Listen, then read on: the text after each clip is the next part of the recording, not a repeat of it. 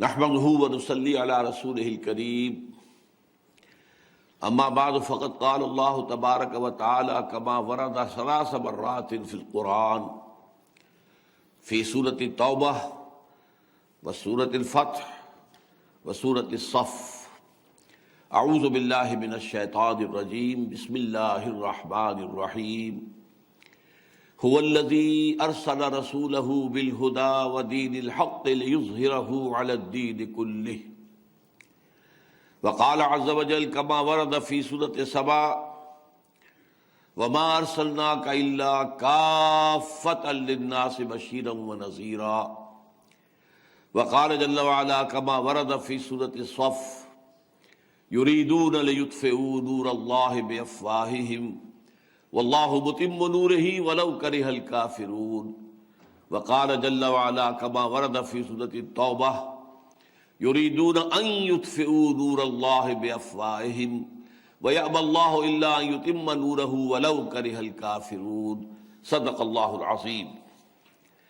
وقال النبی صلی اللہ علیہ وسلم ید اللہ علی الجماعة او كما قال صلی اللہ علیہ وسلم. وقال عمر بن الخطاب رضی اللہ تعالی عنہ لا اسلام الا بالجماعة ولا جماعة الا بالامارة ولا امارة الا بالاطاعة او كما قال رضی اللہ تعالی عنہ.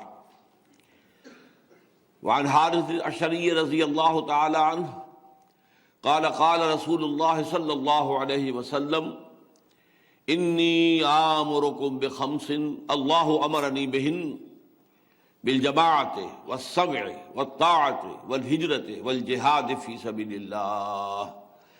رواہ احمد والترمذی رحمہم اللہ.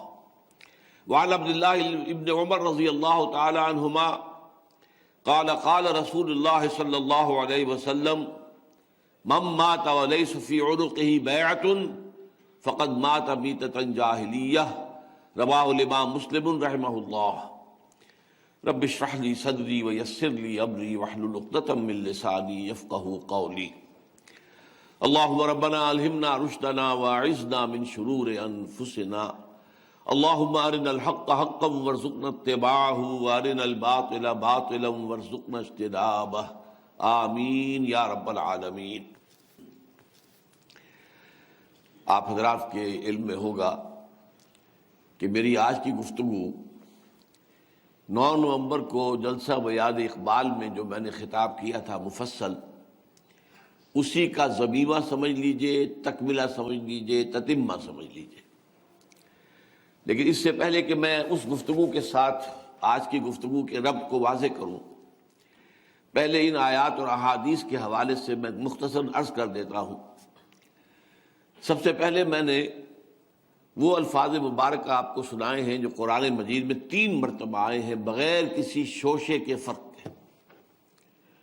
اور نوٹ کرنے کے قابل بات یہ ہے کہ حضور کے سوا کسی اور اللہ کے رسول یا نبی کے لیے یہ الفاظ نہیں آئے.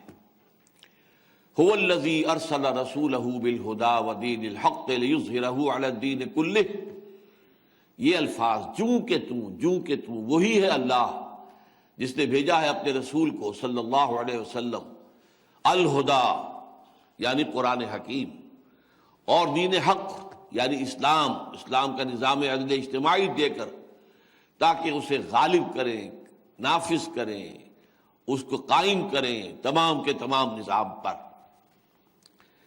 اچھا، اس کے بعد میں نے آپ کو آج سنائی ہے سورہ سبا کی آیت نمبر 28 ہے وَمَا أَرْسَلْنَاكَ إِلَّا كَافَّةً لِلنَّاسِ بَشِيرًا وَنَذِيرًا. اور ہم نے نہیں بھیجا ہے آپ کو اے نبی صلی اللہ علیہ وسلم مگر تمام نوع انسانی کے لیے بشیر اور نذیر بنا کر.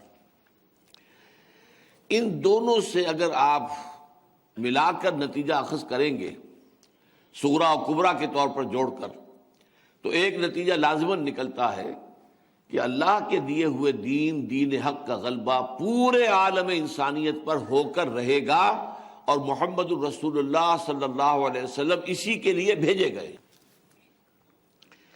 یہ بات ایسی تھی کہ جو ہمارے ہاں صدیوں سے ذہنوں سے پوشیدہ ہو گئی تھی. جب سے ہمارا زوال شروع ہوا اور زوال کے بھی دو دور ہیں، میں نے کئی مرتبہ آپ کو بتایا ہے، نوٹ کر لیجئے۔ پہلا عروج اسلام کا اور امت مسلمہ کا، یہ ساتھ ساتھ ہوا۔ حضور کا دور خلافت راشدہ، خلافت راشدہ کے بعد سے اسلام کا زوال شروع ہو گیا، ہوتا گیا تاں کہ اپنی انتہا کو پہنچا ہوا ہے آج۔ لیکن مسلمانوں کا عروج عربوں کی قیادت میں یہ جاری رہا خلافت راشدہ کے بعد بھی۔ ظاہر بات ہے بنو امیہ کا دور حکومت، بنو عباس کا دور حکومت، پھر جو سلاطین آل عثمان سے مراد آٹومان امپائر جو ہے، یہ سارا کا سارا مسلمانوں کے عروج کا دور ہے۔ اگرچہ اس میں ایک زوال درمیان میں آ گیا تھا تاتاریوں کے ہاتھوں اور صلیبیوں کے ہاتھوں، لیکن پھر ترکوں کی قیادت میں دوبارہ عروج ہوا۔ یہ عروج بھی دوبارہ جب اپنے زوال کو پہنچا ہے تو پچھلی صدی میں 1924 میں اپنی انتہا کو پہنچ گیا۔ اس کے بعد سے اللہ کے فضل و کرم سے ایک اپورڈ موومنٹ کا آغاز ہو چکا ہے، جس کے بارے میں آج گفتگو ہوگی۔ لیکن یہ بات میں آپ سے عرض کر دوں کہ یہ چیز اتنی ذہنوں سے نکل گئی تھی لوگوں کے کہ 20ویں صدی عیسوی سے قبل اس کا تصور ہی پورے عالم اسلام میں کہیں نظر نہیں آتا کہ کبھی اسلام کو دوبارہ غلبہ بھی ہو سکتا ہے، کبھی اسلام کی نشرت ثانیہ ہو سکتی ہے۔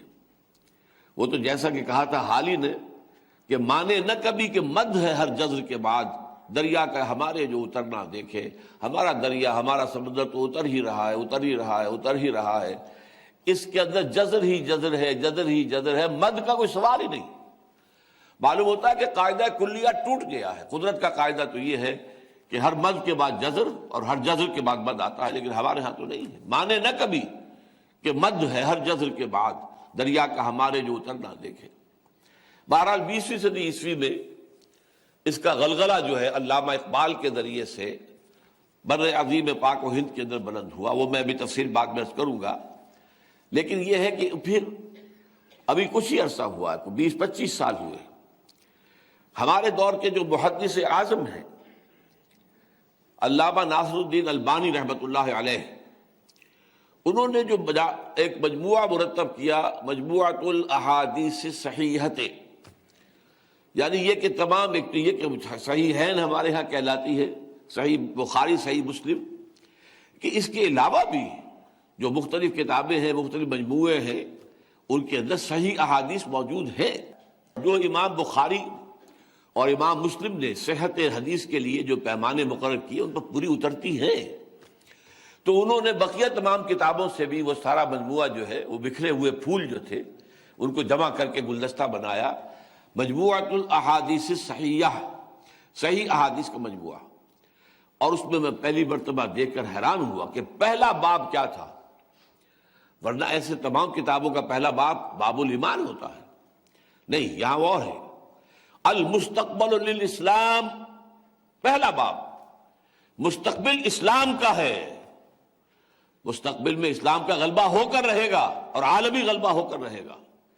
اور اس کے تحت جو احادیث لائے ان کو ہم نے پھر بہت عام کیا اللہ کے فضل و کرم سے۔ میرا چونکہ آج کا اصل موضوع وہ نہیں ہے، میں ان کا متن آپ کو نہیں سناؤں گا، لیکن ترجمہ صرف عرض کر دیتا ہوں کہ حضرت ثوبان فرماتے ہیں کہ حضور صلی اللہ علیہ وسلم نے ارشاد فرمایا کہ اللہ تعالیٰ نے پوری زمین کو میرے لیے سکیڑ دیا یا لپیٹ دیا، تو میں نے اس کے سارے مشرق اور سارے مغرب دیکھ لیے، اور سن رکھو کہ میری امت کی حکومت ان تمام علاقوں پر قائم ہو کر رہے گی جو زمین کو سکیڑ کر یا لپیٹ کر مجھے دکھا دیے گئے۔ اور یہ روایت مسلم شریف کی ہے رحمہ اللہ۔ دوسری حدیث مقداد بن الاسود سے رضی اللہ تعالی عنہ، اور یہ مسند احمد بن حنبل کی ہے رحمہ اللہ۔ وہ فرماتے ہیں کہ حضور نے ارشاد فرمایا کہ زمین پر نہ کوئی گھر بچے گا اینٹ اور گارے کا بنا ہوا، اور نہ کوئی خیمہ ہوگا کہ جو جانوروں کی کھالوں کے بنے ہوئے کمبلوں سے بنا ہوا ہو، مگر یہ کہ اس میں اللہ اپنے کلمہ اسلام کو داخل کر کے رہے گا، خواہ کسی عزت والے کے اعزاز کے ساتھ اور خواہ کسی کمزور کے لیے کی ذلت کے باعث۔ یعنی یا تو یہ کہ گھر والا یا خیمے والا اسلام لے آئے گا تو اسلام اس کے گھر میں خیمے میں داخل ہوگا، اس کو بھی اعزاز حاصل ہوگا۔ وَلِلَّهِ الْعِزَّةُ وَلِرَسُولِهِ وَلِلْمُؤْمِنِينَ، عزت تو اللہ کے لیے ہے اور اس کے رسول کے لیے ہے اور اہل ایمان کے لیے ہے، تو اس اعتبار سے اس کا اعزاز ہوگا۔ اور یا وہ اگر نہیں مانے گا تو اسے جھک کر رہنا پڑے گا، یو تو جزیۃ عن ید وہم صاغرون، اپنے ہاتھ سے جزیہ دینا ہوگا، چھوٹے بن کر رہنا ہوگا، غلبہ اللہ کے دین کو ہوگا۔ ان احادیث سے جو کچھ معلوم ہوتا ہے میں نے ان آیات کے حوالے سے پہلے آپ کے سامنے رکھ دیا کہ حضور کا مقصد بعثت تھا غلبہ دین، اور یہ غلبہ عالمی سطح پر۔ اچھا، پھر دو جگہ وہ آیت آئی ہے، سورہ صف میں جہاں وہ آیت آئی جو میں نے ابھی سنائی ہے، اس کے ساتھ ہی آیت ہے یریدون لیطفئوا نور اللہ بافواہہم واللہ متم نورہ ولو کرہ الکافرون۔ یہ تو چاہتے ہیں، اور اس سے مراد ہے خاص طور پہ یہودی اور ان کے تابع نصرانی، بعضهم من بعض، بعضهم اولیاء بعض، یریدون لیطفئوا نور اللہ بافواہہم واللہ متم نورہ ولو کرہ الکافرون۔ یہ لوگ یہودی اور عیسائی چاہتے ہیں کہ اللہ کے نور کو اپنی منہ کی پھونکوں سے بجھا دیں، لیکن اللہ تو اپنے نور کا اتمام فرمانے والا ہے، خواہ یہ کافروں کو کتنا ہی ناگوار ہو۔ یہی مضمون سورہ توبہ میں جب وہ آیت آئی هو الذی ارسل رسولہ بالہدی الآیہ، تو اس کے ساتھ ہی وہاں پہ بھی مضمون یہی آیا، تھوڑے سے فرق کے ساتھ، یریدون ان یطفئوا نور اللہ بافواہہم ویابی اللہ الا یتم نورہ ولو کرہ الکافرون۔ یہ یہودی اور عیسائی تلے ہوئے ہیں کہ وہ اللہ کے نور کو اپنے منہ کی پھونکوں سے بجھا دیں، حالانکہ اللہ تعالیٰ تو ہرگز راضی نہیں ہوگا مگر اس پر کہ وہ اپنے نور کو مکمل کرے، اس کا اتمام فرمائے، چاہے یہ کافروں کو کتنا ہی ناگوار ہو۔ ان دو آیات کے حوالے سے جو کشاکش اس وقت دنیا میں ہے اس پر میں تفصیل سے گفتگو کر چکا ہوں، اس پر حوالہ دے رہا ہوں۔ اس وقت جو بھی حق و باطل میں وہ جو ستیزہ کار رہا ہے ازل سے تا امروز، چراغ مصطفی سے شرار بولہبی، وہ جو اپنے خاص یوں سمجھیے کہ جس کو ڈراپ سین کہا جاتا ہے، ڈرامے کا آخری سین، وہ اب آنے والا ہے، بہت قریب ہے، جس کو کہا اقبال نے کہ دنیا کو ہے پھر مارکہ روح و بدن پیش، تہذیب نے پھر اپنے درندوں کو ابھارا، اللہ کو پامر دیے مومن پہ بھروسہ، ابلیس کو یورپ کی مشینوں کا سہارا۔ تو وہ دور تو آ رہا ہے، اس پر گفتگویں میری ہو چکی ہیں۔ اس وقت نوٹ کیجئے کہ علامہ اقبال کے دو اشعار آپ کے سامنے رکھ رہا ہوں جس میں کہ ان آیتوں کا ایک عمدہ تصور سامنے آتا ہے۔ علامہ اقبال کہتے ہیں، بانگ درا جو ان کی پہلی اردو کتاب ہے جو شائع ہوئی ہے، پہلی 1924 میں، اس میں جو شکوہ اور جواب شکوہ ہے، تو جواب شکوہ میں علامہ اقبال اللہ تعالیٰ کی طرف سے کہہ رہے ہیں، گویا اللہ فرما رہا ہے ان کے خیال میں کہ وقت فرصت ہے، کہاں، کام ابھی باقی ہے، نور توحید کا اتمام ابھی باقی ہے۔ یہ اتمام کا لفظ نوٹ کیجئے یہاں پر خاص طور پر، واللہ متم نورہ، اللہ اپنے نور کا اتمام فرما کر رہے گا، ویابی اللہ الا یتم نورہ، اللہ کو ہرگز منظور نہیں ہے مگر یہ کہ اپنے نور کا اتمام فرمائے۔ وہ لفظ ہے جو علامہ اقبال نے یہاں استعمال کیا کہ وقت فرصت ہے، کہاں، کام ابھی باقی ہے، نور توحید کا اتمام ابھی باقی ہے۔ یہاں مغالطہ نہ ہو جائے ذرا، سوال یہ کہ کیا حضور کی زندگی میں اتمام نہیں ہو گیا تھا؟ آج میں نے اس پر غور کیا ہے تو اتمام کے 3 مرحلے نوٹ کر لیجئے۔ ایک ہے اصلاً اصولاً، پوٹینشلی کہہ لیجئے، بالقوہ کہہ لیجئے اتمام، وہ تو قرآن مجید ہی کے ذریعے سے ہو گیا۔ قرآن مجید نے اس نور ہدایت کی تکمیل کر دی، اتمام کر دیا۔ نمبر 2، عملاً بھی حضور صلی اللہ علیہ وسلم اور آپ کے صحابہ کی انقلابی جد و جہد کے نتیجے میں جزیرہ نماء عرب میں اتمام نور حق ہو گیا، اللہ کا دین غالب ہو گیا، توحید کا پرچم بلند ہو گیا، ان الحکم الا للہ، یہ گویا کہ اس نظام کے اوپر چھاپ لگ گئی۔ ابھی تیسرا مرحلہ ہے جو باقی ہے، چونکہ حضور صرف عرب کے لیے نہیں بھیجے گئے تھے، اگر صرف عرب کے لیے ہوتے تو بات مکمل ہو گئی تھی آپ کی زندگی میں۔ آپ بھیجے گئے، میں نے آپ کو آیت سنا دی، اور یہ مضمون قرآن مجید میں 5 جگہ آیا ہے، میں نے تو ایک ہی آیت سنائی ہے آپ کو، 5 جگہ آیا ہے، وَمَا أَرْسَلْنَاكَ إِلَّا كَافَّةً لِلنَّاسِ بَشِيرًا وَنَذِيرًا، میں نے یہ آیت سنائی ہے کہ میں نے نہیں بھیجا ہے اے نبی آپ کو مگر تمام نوع انسانی کے لیے۔ تو اتمام آخری کب ہوگا؟ جبکہ پوری دنیا پر، پورے عالم انسانی پر اللہ کا دین غالب ہو جائے گا۔ تو اتمام بالقوہ قرآن کے ذریعے سے ہو گیا، نور توحید، اور اللہ نے اس کی حفاظت کا ذمہ لے لیا، وہ آج تک بھی موجود ہے۔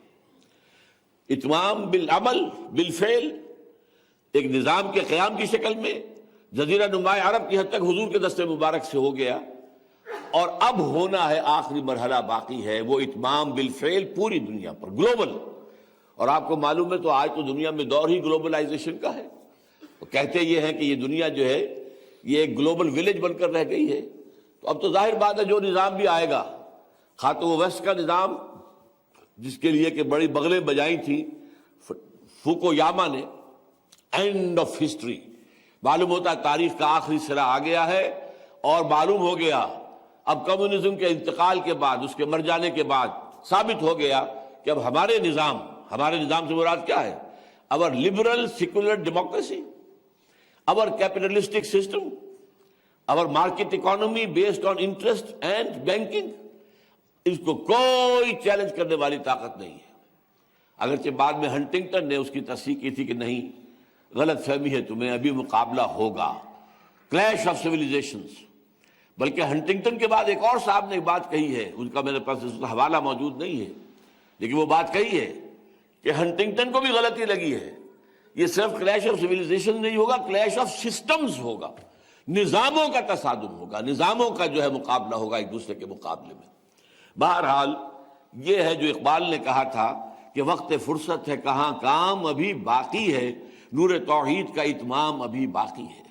اب آپ کو معلوم ہے کہ بانگ درا تو اقبال کا ابتدائی کلام ہے، یعنی اردو زبان میں، لیکن جو ان کے تکمیلی معاملات آتے ہیں وہ تو ہے بال جبریل ہے، ضرب کلیم ہے، ارمغان حجاز ہے، اور فارسی کی دوسری کتابیں ہیں۔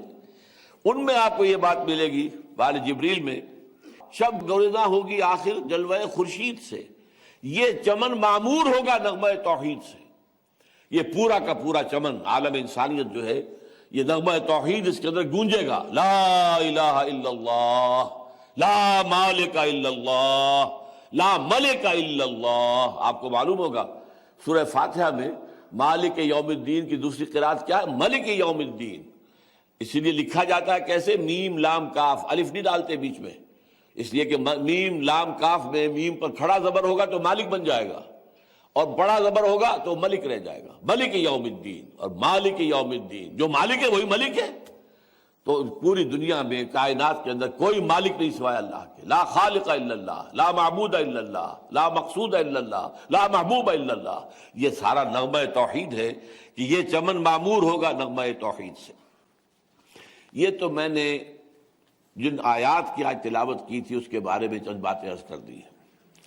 اس کے بعد میں نے آپ کو 4 حدیثیں سنائی ہیں، لیکن اس کے بارے میں ابھی عرض نہیں کروں گا، بلکہ اپنی گفتگو کے دوران ہی میں انشاءاللہ ان کا جب حوالہ آئے گا تو ان کا مفہوم اور ان کا ترجمہ سامنے آ جائے گا۔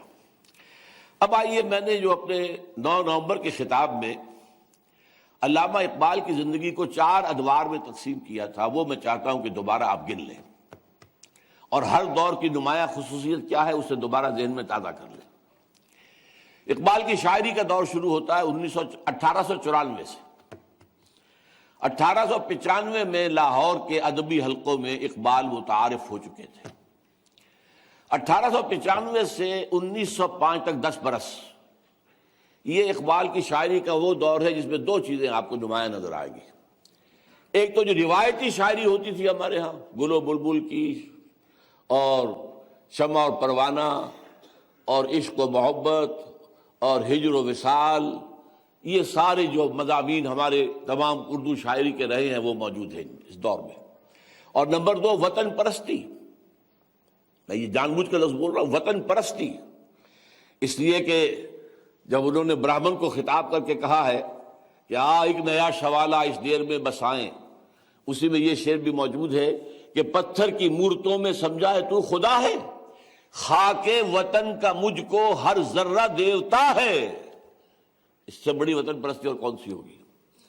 تو علامہ اقبال اس وقت 1895 سے 1905 تک روایتی شاعر تھے نمبر 1، اور وطن پرست تھے۔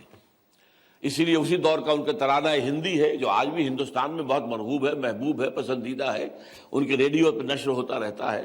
سارے جہاں سے اچھا ہندوستان ہمارا، ہل بلبلے ہیں اس کی یہ گلستاں ہمارا، یہ سارا معاملہ جو ہے یہ اس دور کا ہے۔ دوسرا دور شروع ہوتا ہے جس کو میں کہتا ہوں ان کے کنورشن کا دور ہے، ان کے مشرف با اسلام ہونے کا دور ہے۔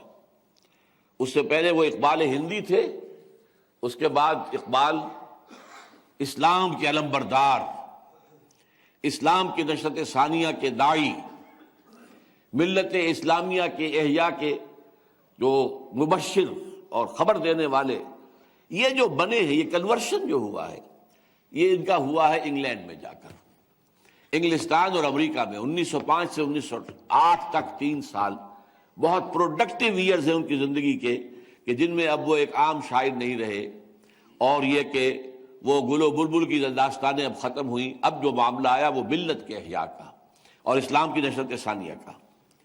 یہ چیز ان کی پھر واپس آ کر 1908 سے لے کر 1938 تک 30 برس ان کی زندگی کے وہ ہے کہ جن کے دوران میں سب سے بڑا اسلام کے شاندار مستقبل کی نوید سنانے والا وہی ہے۔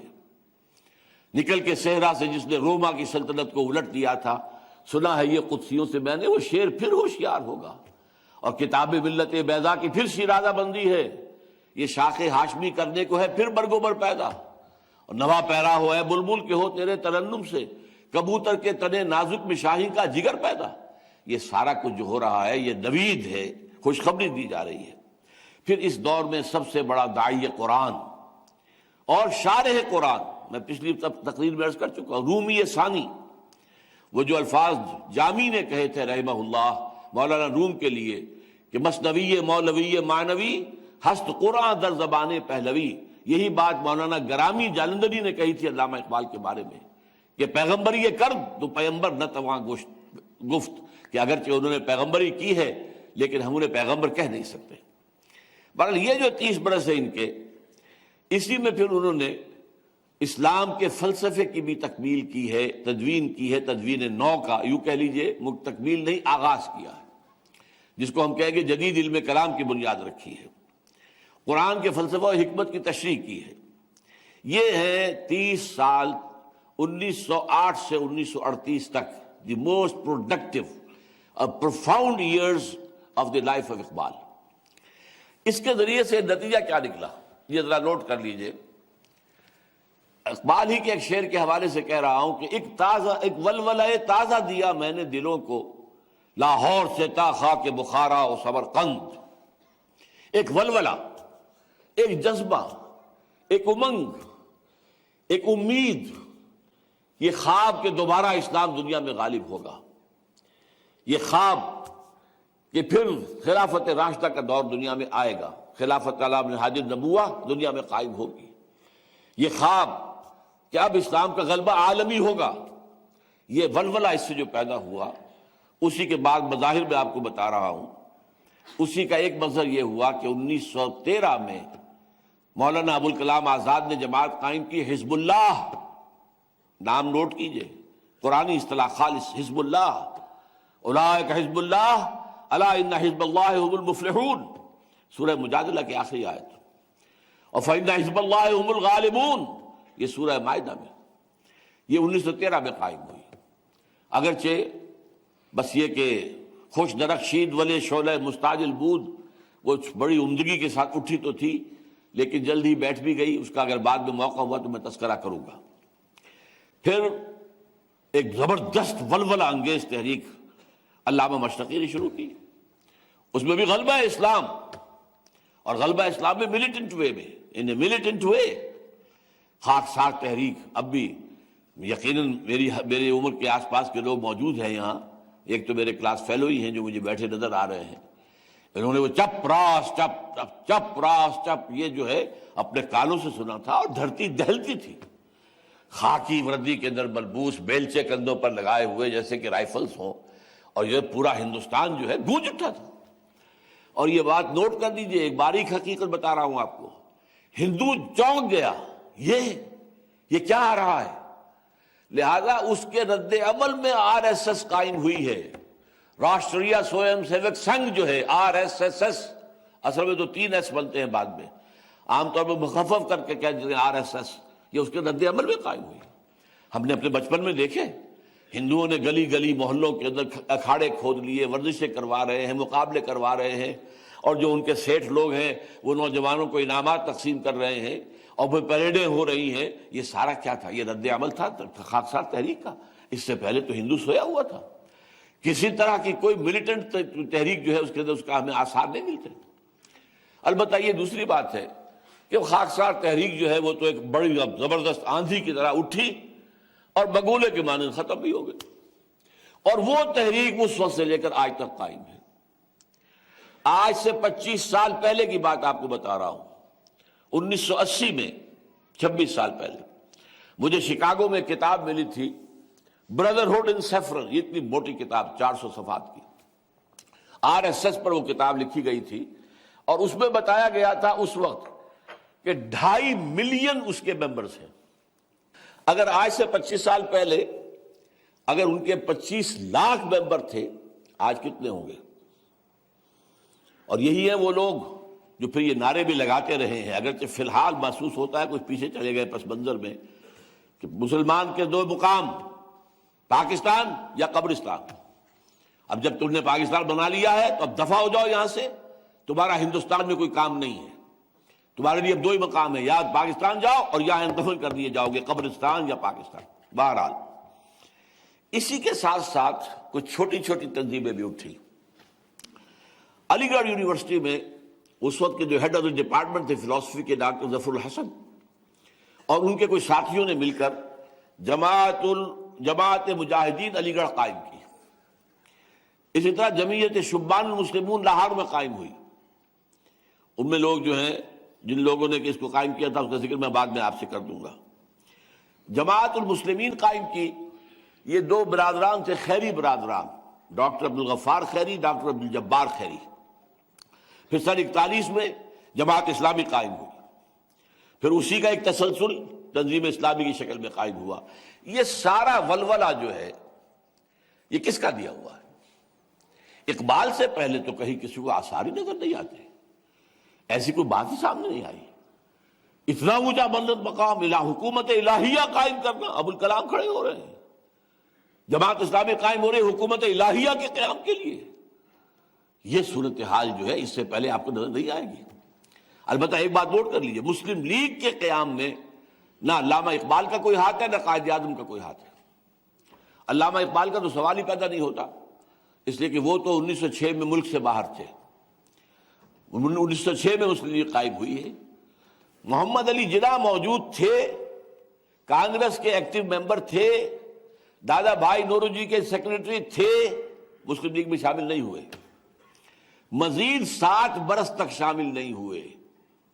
1913 میں شامل ہوئے ہیں مسلم لیگ میں، اور وہ مسلم لیگ میں اس لیے شامل ہوئے کہ مولانا محمد علی جوہر مرحوم نے انہیں مجبور کر دیا، لیکن اس کے بعد بھی ڈوول ممبرشپ قائم رکھی ہے، مسلم لیگ کی بھی اور کانگریس کی بھی۔ بہرحال یہ میں نے اس لیے ذکر کر دیا کہ یہ مسلم لیگ کا معاملہ علیحدہ ہے، یہ اعلاء کلمۃ اللہ کے لیے نہیں اٹھی تھی، یہ اللہ کے دین کے غلبے کے لیے قائم نہیں ہوئی تھی۔ اس کے پیش نظر صرف یہ تھا کہ مسلمانوں کا قومی تشخص برقرار رہے، مسلمانوں کے مفادات پر کوئی آنچ نہ آنے پائے۔ اگر اس ہندوستان موجودہ مغربی اصولوں کے مطابق ایک ملک کی حیثیت سے قائم ہو گیا آزاد ہو کر، تو پھر مسلمانوں کا معاملہ یہاں پر جو ہے وہ بے انتہا مخدوش ہو جائے گا۔ ان کی تہذیب کو خطرہ ہے، ان کے مذہب کو خطرہ ہے، اس لیے کہ شدھی اور سنگٹن کی تحریکیں بھی شروع ہو گئی تھی۔ یہ ساری چیزیں حقائق ہیں جو سامنے موجود ہیں، معاشی اعتبار سے تو وہ ہمیں بالکل مفلوج کر کے رکھ ہی دے گا۔ بہرحال مسلم لیگ کو علیحدہ کر دیجئے، اس لیے کہ مسلم لیگ در حقیقت وہ حکومت الہیہ یا اعلاء کلمۃ اللہ یا اقامت دین یا غلبہ دین حق اس کے لیے قائم نہیں ہوئی تھی، بلکہ وہ مسلمانوں کی ایک قومی تنظیم کی حیثیت سے، بلکہ تنظیم سے بھی کم لفظ استعمال کیجئے، ادارے کی حیثیت سے قائم ہوئی تھی، اور اس کا مقصد تھا مسلمانوں کا قومی تشخص برقرار رکھنا اور مسلمانوں کے سیاسی آئینی جو حقوق ہیں ان کے لیے تحفظات حاصل کرنا۔ البتہ یہ کہ یہ جو اقبال نے کہا ہے کہ ایک ولولہ تازہ دیا میں نے دلوں کو، لاہور سے تا خاک بخارا و سمرقند، اس کا میں ایک حوالہ آپ کو دینا چاہتا ہوں۔ میں بہت عرصے تک سوچتا رہا تھا کیا وجہ ہے کہ لاہور میں رہنے والا ایک شخص پنجابی الاصل، یا آگے اور اسے ٹریس کریں گے تو کشمیری الاصل، ہندوستانی، اور اس کا 2/3 کلام فارسی میں، حالانکہ فارسی جاننے والے اس وقت بھی بہت زیادہ نہیں رہ گئے تھے، اگرچہ تھے بہت کافی تھے، لیکن یہ کہ آج تو خیر نہ ہونے کے برابر ہے۔ وہ فارسی کلام جو ہے آج کے مسلمان کے لیے، کم سے کم ہندوستان پاکستان کے مسلمان کے لیے تو بالکل معلوم ہوتا اجنبی چیز، اس کو کچھ حوالے نہیں، اس کو سمجھنا بڑا مشکل ہے۔ کیوں کیا تھا؟ دیکھیے اس کا اندازہ اس سے ہوا کہ ایک تو ڈاکٹر جاوید اقبال صاحب نے مجھے واقعہ سنایا، وہ دورے پر گئے تھے، یہ سینٹرل ایشین ریپبلکس جو آزاد ہوئی ہیں USSR کے خاتمے کے بعد، تو یہاں کے دوروں پر گئے، کہتے ہر جگہ انہوں نے مجھے میرا جو والہانہ استقبال کیا، اس لیے کہ ان تمام علاقوں کے اندر بھی زبان فارسی سمجھی جاتی ہے، بولی جاتی ہے، اگرچہ اپنی اپنی زبانیں بھی ہیں، کہ کوسکس کی اپنی اپنی زبان ہے، کوسکس کی اپنی زبان ہے، اور مختلف جو ہے ازبکوں کی اپنی زبان ہے، لیکن فارسی سب جانتے ہیں۔ جیسے ہندوستان کے اندر مختلف علاقوں کی زبان، لیکن اردو جو ہے وہ پورے ہندوستان میں آپ کہیں چلے جائیں آپ کی اردو سمجھ لیں گے لوگ۔ اور وہ کہتے ہیں کہ میں جہاں بھی گیا تو سب لوگوں نے مجھ سے یہ کہا وی نیڈ اے ماڈل، ہم چاہتے ہیں آپ کے بابا نے، آپ کے والد نے جو پیغام دیا تھا، ہم چاہتے ہیں اسلامی ریاست قائم کرنا، but we need a model. میں آپ کو الفاظ بتا رہا ہوں within inverted commas, I am quoting it. The Saudi model is not acceptable to us because it is based on monarchy. Iranian model is also not acceptable to us because it is based on theocracy. We need a real Islamic democratic order. وہ چیز کہ جو واقعتاً اسلامی جمہوریت، یا اس کے ساتھ آپ چاہیں تو علامہ اقبال کے خیال سے اور قائد اعظم کی اصطلاح کے حوالے سے کہ وہ اسلامک سوشلزم اور ڈیموکریسی اور سوشلزم، لیکن دونوں اسلام کے اندر، اس نظام کا کوئی اگر ہمارے سامنے کوئی نمونہ آ جائے ہم فوراً اختیار کر لیں۔ اسی لیے مجھے یاد آیا تھا جب صبح میں کچھ یہ نوٹس اپنے مرتب کر رہا تھا کہ یہ جو ایران کا انقلاب آیا ہے اس کی بنیاد میں علامہ اقبال کا کلام ہے۔ اس کے لیے جو اصل فکری بنیاد فراہم کی تھی، وہ تھوڑی بہت جو بھی بنی تھی، وہ ڈاکٹر علی شریعتی کی ہے۔ یہ علماء تو میدان میں نہیں تھے، علماء تو جس طریقے سے ہمارے علماء مگن ہیں اپنے دارالعلوموں میں، اپنے مدرسوں میں، تعلیم و تدریس میں، اسی طرح وہاں بھی مگن تھے۔ وہ ایک تھا گویا کہ ایک عالم دین ان کے اندر ایسا تھا جو ذرا وائس آف ڈسینٹ جس کی سننے میں آ جاتی تھی، جو کوئی اختلافی بات نہیں کرتا تھا، ورنہ سب کے سب مگن تھے جیسے ہمارے لوگ مگن تھے۔ یہ ڈاکٹر علی شریعتی تھا جس کو پھر قتل کرا دیا گیا۔ ڈاکٹر علی شریعتی نے کتاب لکھی تھی ماں و اقبال، ہم اور اقبال، اور میں حیران ہوا تھا جب میرے علم میں آیا کہ ڈاکٹر علی شریعتی نے اس موضوع پر کتاب لکھی تھی، اس لیے کہ سن 73 میں اسی موضوع پر ایک کتابچہ میں شائع کر چکا تھا، علامہ اقبال اور ہم۔ اب دیکھیے فرق صرف کیا ہے، مضاف الیہ، پہلے کون سا بعد میں کون سا ہے، علامہ اقبال اور ہم، ماں و اقبال، ہم اور اقبال۔ تو واقعہ یہ ہے کہ ایرانین ریولوشن میں اقبال کا یہ ولولہ انگیز، جس کو وہ خود کہہ رہے ہیں کہ ولولہ تازہ دیا میں نے دلوں کو، لاہور سے تا خاک بخارا و سمرقند، تو اس کا عمل دخل ہے۔ اب آئیے اصل معاملہ کیا ہے۔ علامہ اقبال کی جو نظم ہم نے پڑھی تھی اس کا میں آخری اشعار آپ کو سنا دیتا ہوں۔ ابلیس نے اپنی مجلس شورا کا جو آخری اجلاس تھا اس میں جو باتیں کہی ہیں وہ میں اب تشریح نہیں بیان کروں گا، پڑھ دینا چاہتا ہوں تاکہ آگے کی میری گفتگو کے ساتھ اس کا جوڑ مل جائے۔ ہے اگر مجھ کو خطر کوئی تو اس امت سے ہے۔ ابلیس نے کہا اشتراکیت سے مجھے کوئی خطرہ نہیں، ہمارا ابلیسی نظام جو ہے وہ قطعاً اندر تھریٹ نہیں ہے، جمہوریت سے ہمیں کوئی خطرہ نہیں، جمہوریت تو ہمارا اپنا پیدا کردہ خود کاشتہ پودا ہے۔ اسی طرح آمریت سے، فاشزم سے ہمیں کوئی اندیشہ نہیں۔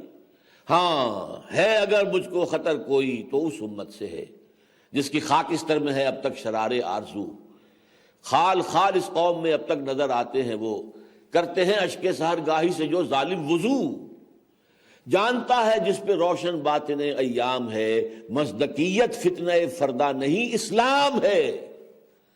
نوٹ کیجئے، آج میں سوچ رہا تھا کہ علامہ اقبال نے جو بات کہی ہے غالب کے بارے میں کہ تیری ہستی سے، فکر انسان پر تیری ہستی سے یہ روشن ہوا ہے پرے مرغ تخیل کی رسائی تا کو جا، وہ بات کہ جو ویسٹ کو 1980، 81، 82 میں نظر آئی ہے، وہ بات تھی کہ جو اقبال 1930 کے اندر، 1936 کے اندر ابلیس کے ذریعے سے لوگوں کو دکھا رہا تھا۔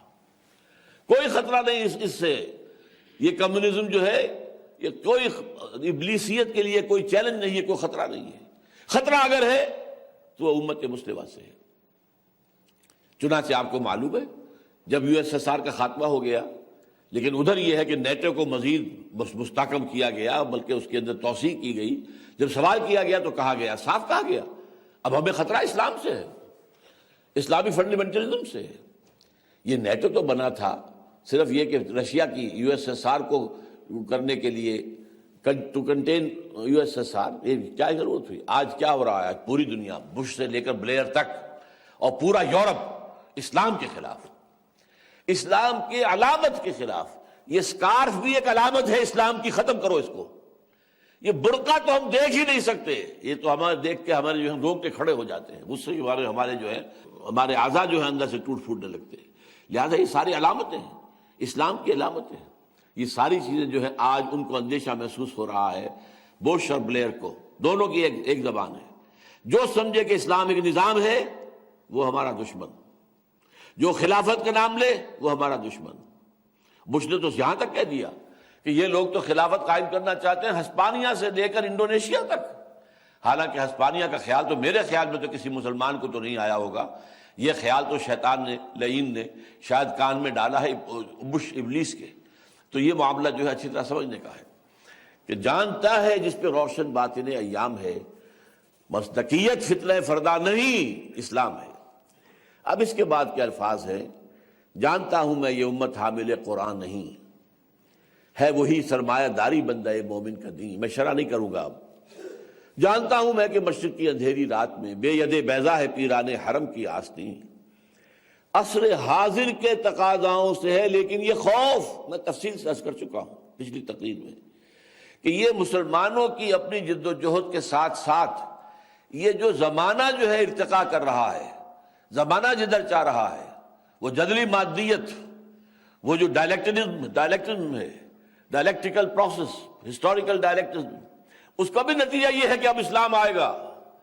عصر حاضر کے تقاضاؤں سے ہے لیکن یہ خوف، ہو نہ جائے آشکارا شر پیغمبر کہیں، الحذر آئین پیغمبر سے 100 بار الحذر، حافظ ناموس زن مرد آزما مرد آفری، موت کا پیغام ہر نوع غلامی کے لیے، نہ کوئی فغفور و خاکہ نہ گدائے رہنشی، کرتا ہے دولت کو ہر آلودگی سے پاک و صاف، منعموں کو مال و دولت کا بناتا ہے امین، اس سے بڑھ کر اور کیا فکر و عمل کا انقلاب، بادشاہوں کی نہیں اللہ کی ہے یہ زمین، چشم عالم سے رہے پوشیدہ یہ آئیں تو خوب، نوٹ کیجئے جو کیفیت ہے مسلمانوں کی، اس کا کس صحیح نقشہ کھینچا ہے۔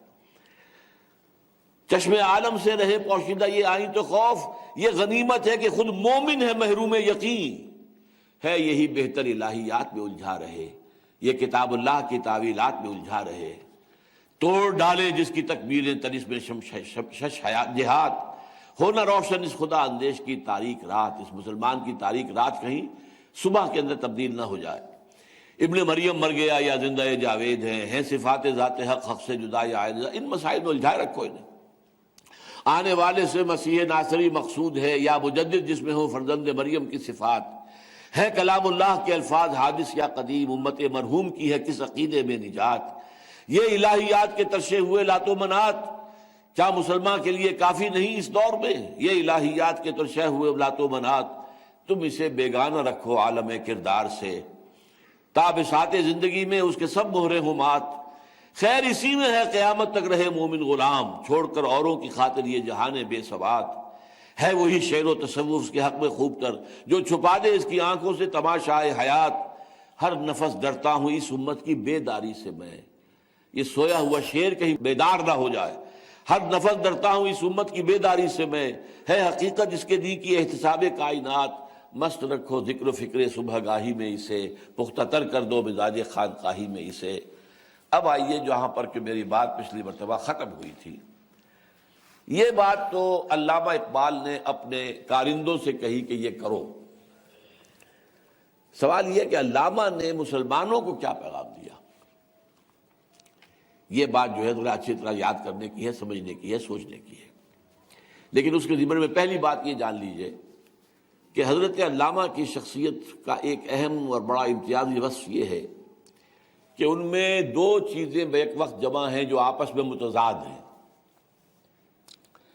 دیکھیے، ایک ہوتا ہے آئیڈیلزم، تصورات۔ کچھ آئیڈیلسٹ ہوتے ہیں، وہ اپنے تصورات کی ہواؤں میں اور ان کے بادلوں کے اوپر سیر کرتے رہتے ہیں، زمین پر قدم نہیں ہوتا۔ They ignore the facts on the grounds, وہ آئیڈیلسٹ کہلاتے ہیں۔ اس کے برعکس ہے ریئلسٹ، پریگمیٹسٹ، جو حقائق کو نظر میں رکھتے ہیں، زمین پر دیکھ دیکھ کر چل رہے ہیں، قدم قدم اٹھا رہے ہیں، وہ اونچی نگاہ نہیں کرتے، وہ نیچے ہی زمین ہی کے ساتھ ہی وابستہ ہے۔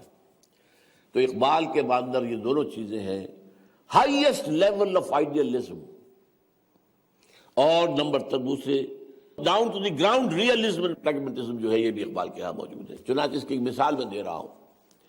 اپنی شاعری میں ملت اسلامی، وحدت امت، وحدت ملی، ایک ہو مسلم حرم کی پاسبانی کے لیے، نیل کے ساحل سے لے کر تا بخا کے کاشغر، قافلہ ملی کا سب سے بڑا ہودی خان۔ لیکن دوسری طرف بالفعل دیکھ رہے ہیں اور لیکچرز میں کہتے ہیں at present there is no one Muslim ummah in existence, instead we have a number of Muslim nations. یہ 1936 کی بات ہے، آج جو ہے ہم 2006 میں بیٹھے ہیں، 7واں آنے والا ہے۔ Instead we have a number of Muslim states, that's all. امہ کہاں ہے؟ امہ جس کی وحدت کی تم جو ہے راگ الاپ رہے ہو، تنارہ ملی گا رہے ہو، چین و عرب ہمارا، ہندوستان ہمارا، ہندی ہے ہم وطن ہے، سارا جہاں ہمارا، مسلم ہے ہم وطن ہے، سارا جہاں ہمارا، وہ کہاں ہے؟ وہ امت ہے کہاں؟ تو ایک طرف وہ ہائیسٹ انٹلیکچوئل لیول کے اوپر آئیڈیلزم، اور ایک down to the ground realism and pragmatism. اسی طریقے سے آپ کو ملت اسلامیہ کی زبوں حالی کا تو آپ کو مرثیہ مل جائے گا۔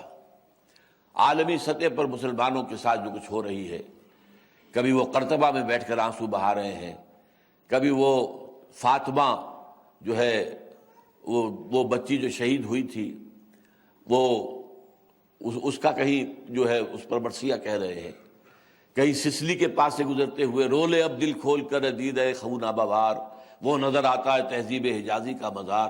یہ سب کچھ نظر آ رہا ہے، لیکن ان کی شاعری میں مسلمانان ہند کے مسئلے سے متعلق کوئی ایک شعر بھی موجود نہیں،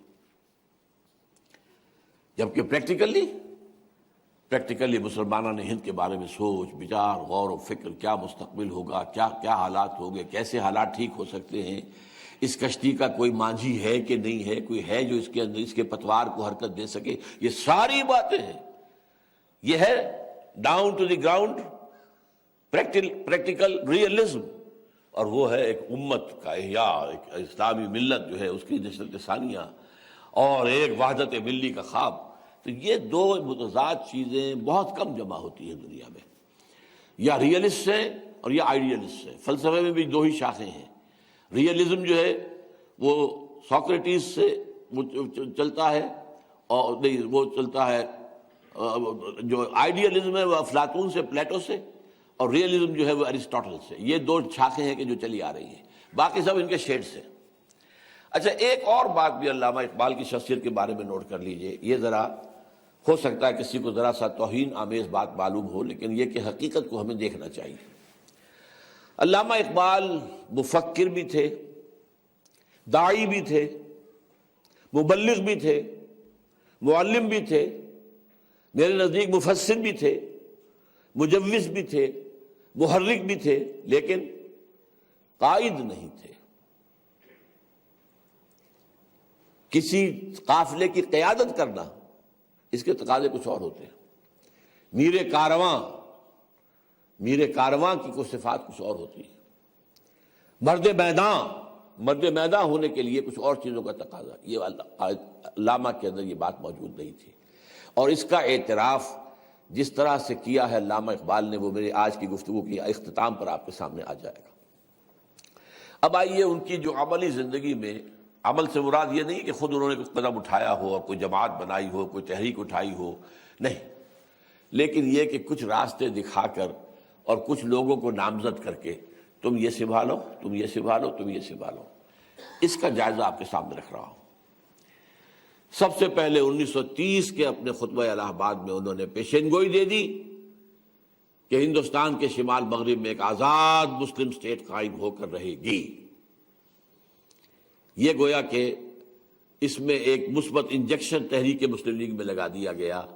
اس سے پہلے مسلم لیگ نہ عوامی جماعت تھی، نہ اس میں احیاء اسلام کا کوئی سوال تھا، لیکن یہاں پر یہ سوال پیدا ہو گیا۔ علامہ اقبال نے کہا اگر ایسا ہو گیا تو ہمیں موقع مل جائے گا کہ اسلام کے چہرے پر جو بدنما داغ اور دھبے دور ملوکیت میں لگ گئے تھے، یہ دور بنو امیہ اور یہ دور بنو عباس اور یہ دور آل سلطان آل عثمان، اس کے دور میں جو کردار مسلمانوں کا سامنے آیا ہے بادشاہوں کا، اس کی وجہ سے اسلام کا چہرہ داغدار ہو گیا ہے۔ ہم ان داغوں کو ہٹا کر، دھو کر، اور اصل دھبے ہٹا کر اصل چہرہ جو ہے اسلام کا، یعنی خلافت راشدہ والا، اس کو دنیا میں دوبارہ پیش کر سکیں گے۔ اسی لیے کہتے ہیں تا خلافت کی بنا دنیا میں ہو پھر استوار، لا کہیں سے ڈھونڈ کر اسلاف کا سوزے درو۔ اس کے لیے انہوں نے دوسرا کام کیا کیا؟ دیکھیے میں نے کہا تھا کہ آئیڈینٹیفائی کرنا کون آدمی اس معاملے میں ہے جو کچھ کر سکے۔ ان کے نگاہ جمی کے ایک ہی شخص ہے اور وہ ہے محمد علی جناح۔ لیکن وہ محمد علی جناح کافی طویل عرصے تک بھرپور سیاسی زندگی گزارنے کے بعد ہندوستان کے حالات سے مایوس ہو کر جا کر انگلستان میں بیٹھ چکا تھا۔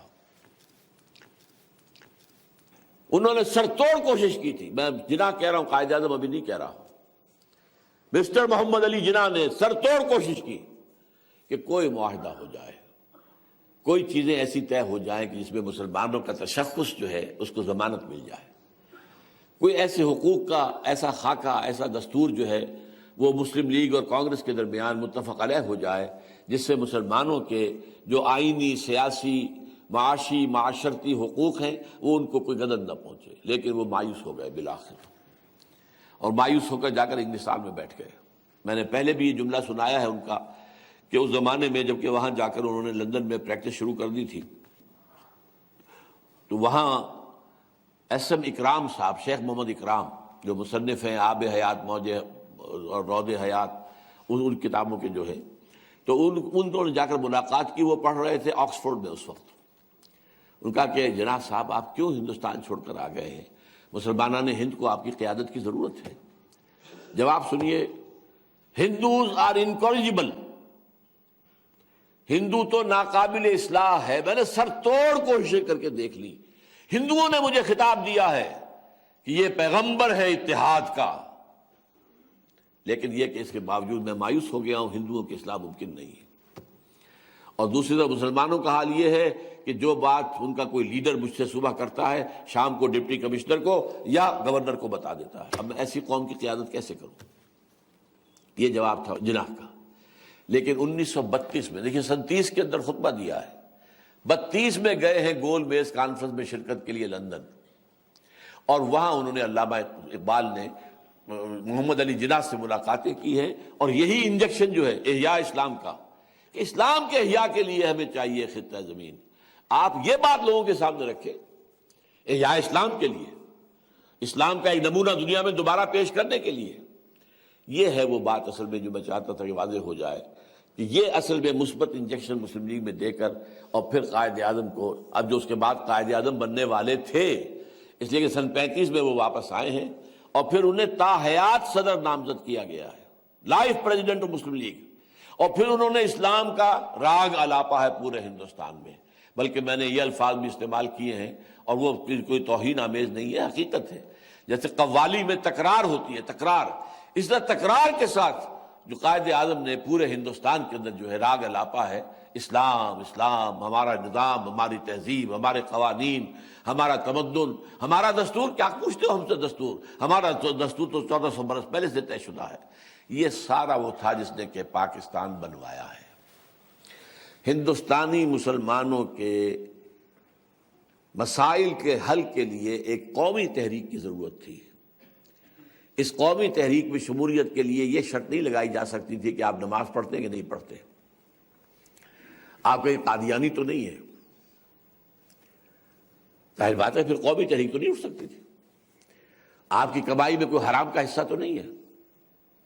اگر یہ چھلنی لگا دیتے تو قومی تحریک نہیں چل سکتی تھی، وہ تو اسی بنیاد پر چل سکتے تھے مسلم ہے تو مسلم لیگ میں آپ، تمہارا نام مسلمانوں والا ہونا چاہیے، محمد حسین ہونا چاہیے، علی محمد ہونا چاہیے، جو بھی ہو نام تمہارا مسلمانوں والا ہو، مسلم ہے تو مسلم لیگ میں آپ۔ یہ تحریک تھی خالص ایک قومی تحریک، مسلمان قومیت کی بنیاد پر اٹھنے والی تحریک۔ اور یہ آپ نوٹ کر لیجئے کہ یہ اس تحریک ہی کے نتیجے میں پاکستان وجود میں آیا، اور اس تحریک کے ضمن میں علامہ اقبال نے، یہ جو آخری زندگی کے سال ہیں ان کے 35 سے لے کے 38 تک، علالت کے سال ہیں، بیماری کے سال ہیں، یہ کوئی اب ان کی صحت جو ہے اعلیٰ نہیں تھی، پھر بھی دن رات کوشش کی ہے مسلم لیگ کے لیے، مسلم لیگ کے ادنا کارکن کی حیثیت سے کام کیا ہے۔ لیڈر وہ جانتے تھے کہ دین کا رول جو ہے وہ صرف جناح پلے کر سکتا، میں نہیں کر سکتا، اسی لیے وہاں جا کر جناح سے کہا کہ آؤ واپس خدا کے لیے اور سنبھالو یہ نیا جو ہے جو مسلمانوں کی ہے، قومی جو ہے کشتی ہے، اس کو منجھار میں سے نکالو، تم نکال سکتے ہو۔ واپس بلایا ہے، وہ قائد اعظم بھی بن گئے ہیں، لیکن یہ کہ ایک ادنا کارکن کی حیثیت سے انہوں نے پنجاب اسمبلی کا بھی الیکشن بھی لڑا ہے، کہاں اقبال کہاں الیکشن۔ پھر یہ ہے کہ وہ 1935 میں جو مسلم لیگ کا جو پارلیمانی بورڈ تھا کہ نمائندوں کے انتخابات کے لیے جو بھی پارلیمانی بورڈ بنا کرتا ہے، قائد اعظم کی پرسنل ریکویسٹ پر انہوں نے اس کی رکنیت میں قبول کی۔ یہ ایک حصہ ہے قومی مسائل، اس کا حل مسلم لیگ، اس کی قیادت محمد علی جناح قائد اعظم، اس کے ساتھ ادنا کارکن۔ دوسرا حصہ اب تھا معاملہ اسلام کا احیاء۔ یہ بات محسوس ہوتا ہے کہ علامہ اقبال پر 100% طور پر واضح ہو گئی تھی کہ محض ایک قومی تحریک کے نتیجے میں اسلامی ریاست کا قیام ناممکن ہے۔ اس کے لیے دو چیزوں کی ضرورت ہے۔ نمبر ایک،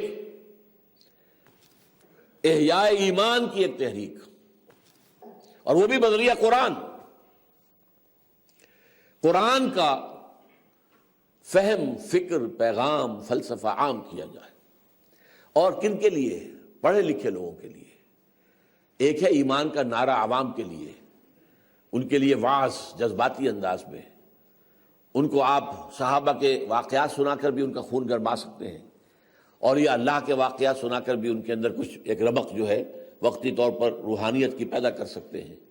لیکن جب تک کہ پڑھے لکھے لوگ، the educated elite, if they don't come to believe in Islam, and this belief has to be real conviction, اس وقت تک اسلام کا احیاء نہیں ہو سکتا۔ مسلمانوں کی حفاظت ہو سکتی ہے، مسلمانوں کے لیے ایک قوم بن سکتی ہے، مسلمانوں کے لیے ایک ملک بن سکتا ہے، جیسے کہ اور بہت سے ملک دنیا میں پہلے سے موجود بھی تھے، وہ محکوم بھی تھے، نیم محکوم بھی تھے۔ ایران کبھی بھی براہ راست محکوم نہیں ہوا، اسی طریقے سے مصر بھی کبھی براہ راست محکوم نہیں ہوا، ہم تو براہ راست محکوم لوگوں میں سے تھے، اور بھی ممالک تھے جو براہ راست محکوم ہوئے۔ لیکن بہرحال اسلام کا احیاء جو ہے اس کے لیے دو چیزیں لازم ہیں۔ ایک ہے قرآن مجید کے ذریعے سے لوگوں میں ریئل ایمان پیدا کرنا۔ اس قرآن کو جب تک کہ عام نہیں کیا جائے گا، اس کو جب تک نہیں پھیلایا جائے گا، تو کوئی سوال پیدا نہیں ہوتا کہ یہ لوگ جو ہیں وہ جد و جہد کر سکیں کہ جو کسی انقلاب کو برپا کرنے کے لیے ضروری ہے، جو کہ اسلامی نظام کو قائم کرنے کے لیے ضروری ہے۔ چنانچہ اسی سلسلے میں وہ کہتے ہیں، گر تمہیں خواہی مسلمان زیستن، نیست ممکن جز قرآن زیستن، فاش گویم ماچ در دل مزمر است، این کتابیں نیست چیزیں دیگر است۔ ترجمہ بھی کرنا چاہیے مجھے۔ اگر تم چاہتے ہو مسلمان کی حیثیت سے زندہ رہنا تو دیکھو سوائے قرآن کے کوئی اور راستہ تمہارے پاس نہیں ہے۔ میں نے تو بارہا عرض کیا ہے کہ میرے تو 5ویں جماعت کا میں طالب علم تھا جب میرے دماغ کی کچھ سب سے نچلی سطح کے اوپر ایک شعر اقبال کا چپک گیا تھا کہ وہ زمانے میں معزز تھے مسلمان ہو کر، اور تم خار ہوئے تارک قرآن ہو کر، خار از مہجوری قرآن شدی، شکوہ سنجے گردش دوران شدی، اے جو شبنم بر زمیں افتندہی، در بغل داری کتاب زندگی۔ اگر اٹھنا ہے شبنم کی طرح زمین پر پڑے ہوئے ہو اے قوم، اے امت مسلمہ، اے امت محمد، اگر اٹھنا ہے تو یہ عصائے موسوی، یہ کتاب زندہ، یہ قرآن مجید تمہاری بغل میں موجود ہے، خدا کے لیے اس کی طرف رجوع کرو۔ فاش گویا ماں سے در دل مزبرست، صافی کہہ دوں جو کچھ میرے دل کے اندر چھپا ہوا ہے۔ یہ کتابیں نیست چیزیں دیگر است، یہ کتاب نہیں ہے، کوئی اور شے ہے۔ کیا ہے پھر؟ مثل حق پنہاؤ ہم پیداستو، زندہ پائندہ گویاستو۔ جو صفات اللہ کی ہیں وہی اس کتاب کی ہیں۔ هو الاول والآخر والظاہر والباطن، جیسے اللہ الظاہر بھی ہے الباطن بھی ہے، ایسے ہی اس کتاب کا ایک ظاہر ہے ایک باطن ہے۔ مثل حق پنہاؤ ہم پیداستو، زندہ پائندہ گویاستو، جیسے اللہ کی ذات الحی القیوم ہے ایسے ہی یہ قرآن بھی زندہ و پائندہ ہے۔ جیسے اللہ کلام کرتا ہے، قرآن اللہ کا کلام ہے، ایسے یہ قرآن تم سے کلام کرے گا۔ چوں بجان در رفت جان دیگر شود، جب یہ قرآن کسی کے اندر اتر جاتا ہے، اس کے ذہن سے اور وہ سے ہو کر قلب تک بھی پہنچ گیا، یہ جہاں سے قرآن سراج کر رہا ہے۔ چوں بجان در رفت جان دیگر شود، وہ اندر اس کے انقلاب آ جاتا ہے۔ He is a change person altogether from within, یہ چینج باہر سے نہیں آئی ہے، زبردستی تھوپی نہیں گئی ہے، it has come from with in. چوں بجان در رفت جہاں دیگر شود، جہاں چوں دیگر شد جہاں دیگر شود۔ یہ غلغلہ اور یہ غلغلہ اور اس کی آواز تو جس شد و بد کے ساتھ، اس کے لیے تو میری کتاب کا مطالعہ کریں، علامہ اقبال اور ہم، وہ جس کا میں نے ذکر کیا، ماں و اقبال ڈاکٹر علی شریعتی کی، اور علامہ اقبال اور ہم، یہ میری کتاب، اس کا مطالعہ کریں تو بات واضح ہو جائے گی۔ اب وقت کم ہے، لیکن اس کے ساتھ ایک خاص بات کا ذکر نہ کروں تو بات جو ہے وہ ادھوری رہ جائے گی۔ اس قرآن کی تعلیم کے لیے خاص طور پر ان کے ذہن میں یہ تھا کہ جدید تعلیم یافتہ نوجوانوں کو قرآن پڑھایا جائے۔ چنانچہ جب چودھری نیاز علی خان صاحب مشرقی پنجاب کے ضلع گرداسپور کے ایک بڑے زمیندار تھے، راجپوت، اور سرکاری ملازم بھی تھے، ایس ڈی او تھے نہر میں، وہ جب ریٹائرمنٹ کے بعد آئے اور علامہ سے ملے، خدمت میں حاضر ہوئے کہ میں اب فارغ بھی ہوں، میرے پاس زمین بھی کافی ہے، پیسہ بھی اللہ نے دیا ہے، میں کوئی دین کی خدمت کے لیے کام کرنا چاہتا ہوں، بتائیے کیا کروں؟ فرمایا اچھا ایسے کرو کہ یہ شہری زندگی سے دور، شہری علائشوں سے پاک، دیہاتی ماحول میں، خوشگوار ماحول میں، فطرت سے قریب تر ماحول میں ایک ادارہ قائم کرو جہاں پر ایسے نوجوانوں کو لا کے رکھا جائے، گریجویٹس کو جو بی اے کر چکے ہیں، اور بی اے یاد کیجئے 1937-38 کا بی اے جو ہے وہ آج کا بی اے پر قیاس کر کیجئے گا، وہ بی اے جو ہے وہ کس سطح کا ہوتا تھا۔ آج اس وقت کا میٹرک جو ہے آج کے ایم اے سے بڑھ کر زیادہ جو ہے واقف ہوتا تھا، انگریزی زبان سے بھی آج کے ایم اے سے زیادہ بڑھ کر واقف ہوتا تھا اس زمانے کا میٹرک۔ بہرحال گریجویٹس کو وہاں رکھا جائے، انہیں قرآن پڑھایا جائے۔ ان کا ٹھیک ہے۔ چنانچہ پٹھان کوٹ ریلوے اسٹیشن سے پہلا اسٹیشن ہے سرنا، اور سرنا کے قریب ان کی زمین تھی، وہاں اس نے زمین ایک وقف کی، کافی بڑا رقبہ، ایک ادارہ بنایا جس کا نام رکھا گیا ادارہ دارالاسلام۔ اب اس کے بعد کہا فرمائیے اب کیا کریں؟ کہنے لگے اچھا اب یہاں پہ ہمیں ایک ایسا آدمی چاہیے جو جدید تعلیم یافتہ، جو گریجویٹس کو قرآن پڑھا سکے۔ ہمیں تو گویا کہ ہندوستان میں تو علامہ کو اس وقت کوئی نظر نہیں آیا جو انگریزی پر بھی اتنی دسترس رکھتا ہو کہ گریجویٹس کو مطمئن کر سکے اور انگریزی میں پڑھائے۔ اس لیے کہ اس وقت کی ایک ذہنیت بھی خاص تھی، وہ جس کو اکبر الہآبادی نے کہا ہے کہ چیز وہ ہے بنے جو یورپ میں، اور بات وہ ہے جو پانیئر میں چھپے۔ جب تک انگریزی میں آپ یہ بات نہیں کریں گے اس وقت تک یہ بات مؤثر نہیں ہوگی۔ لہذا انہوں نے خط لکھوایا کہ اچھا، مصطفیٰ المراغی اس وقت ہوتے تھے ریکٹر یہ جامعہ الازہر کے، انہیں خط لکھوایا، اس کا میں آپ کو کوٹیشن سنا رہا ہوں۔ ہم نے ارادہ کیا ہے کہ علوم جدیدہ کے چند فارغ التحصیل حضرات اور علوم دینیہ کے چند ماہرین کو یہاں جمع کریں۔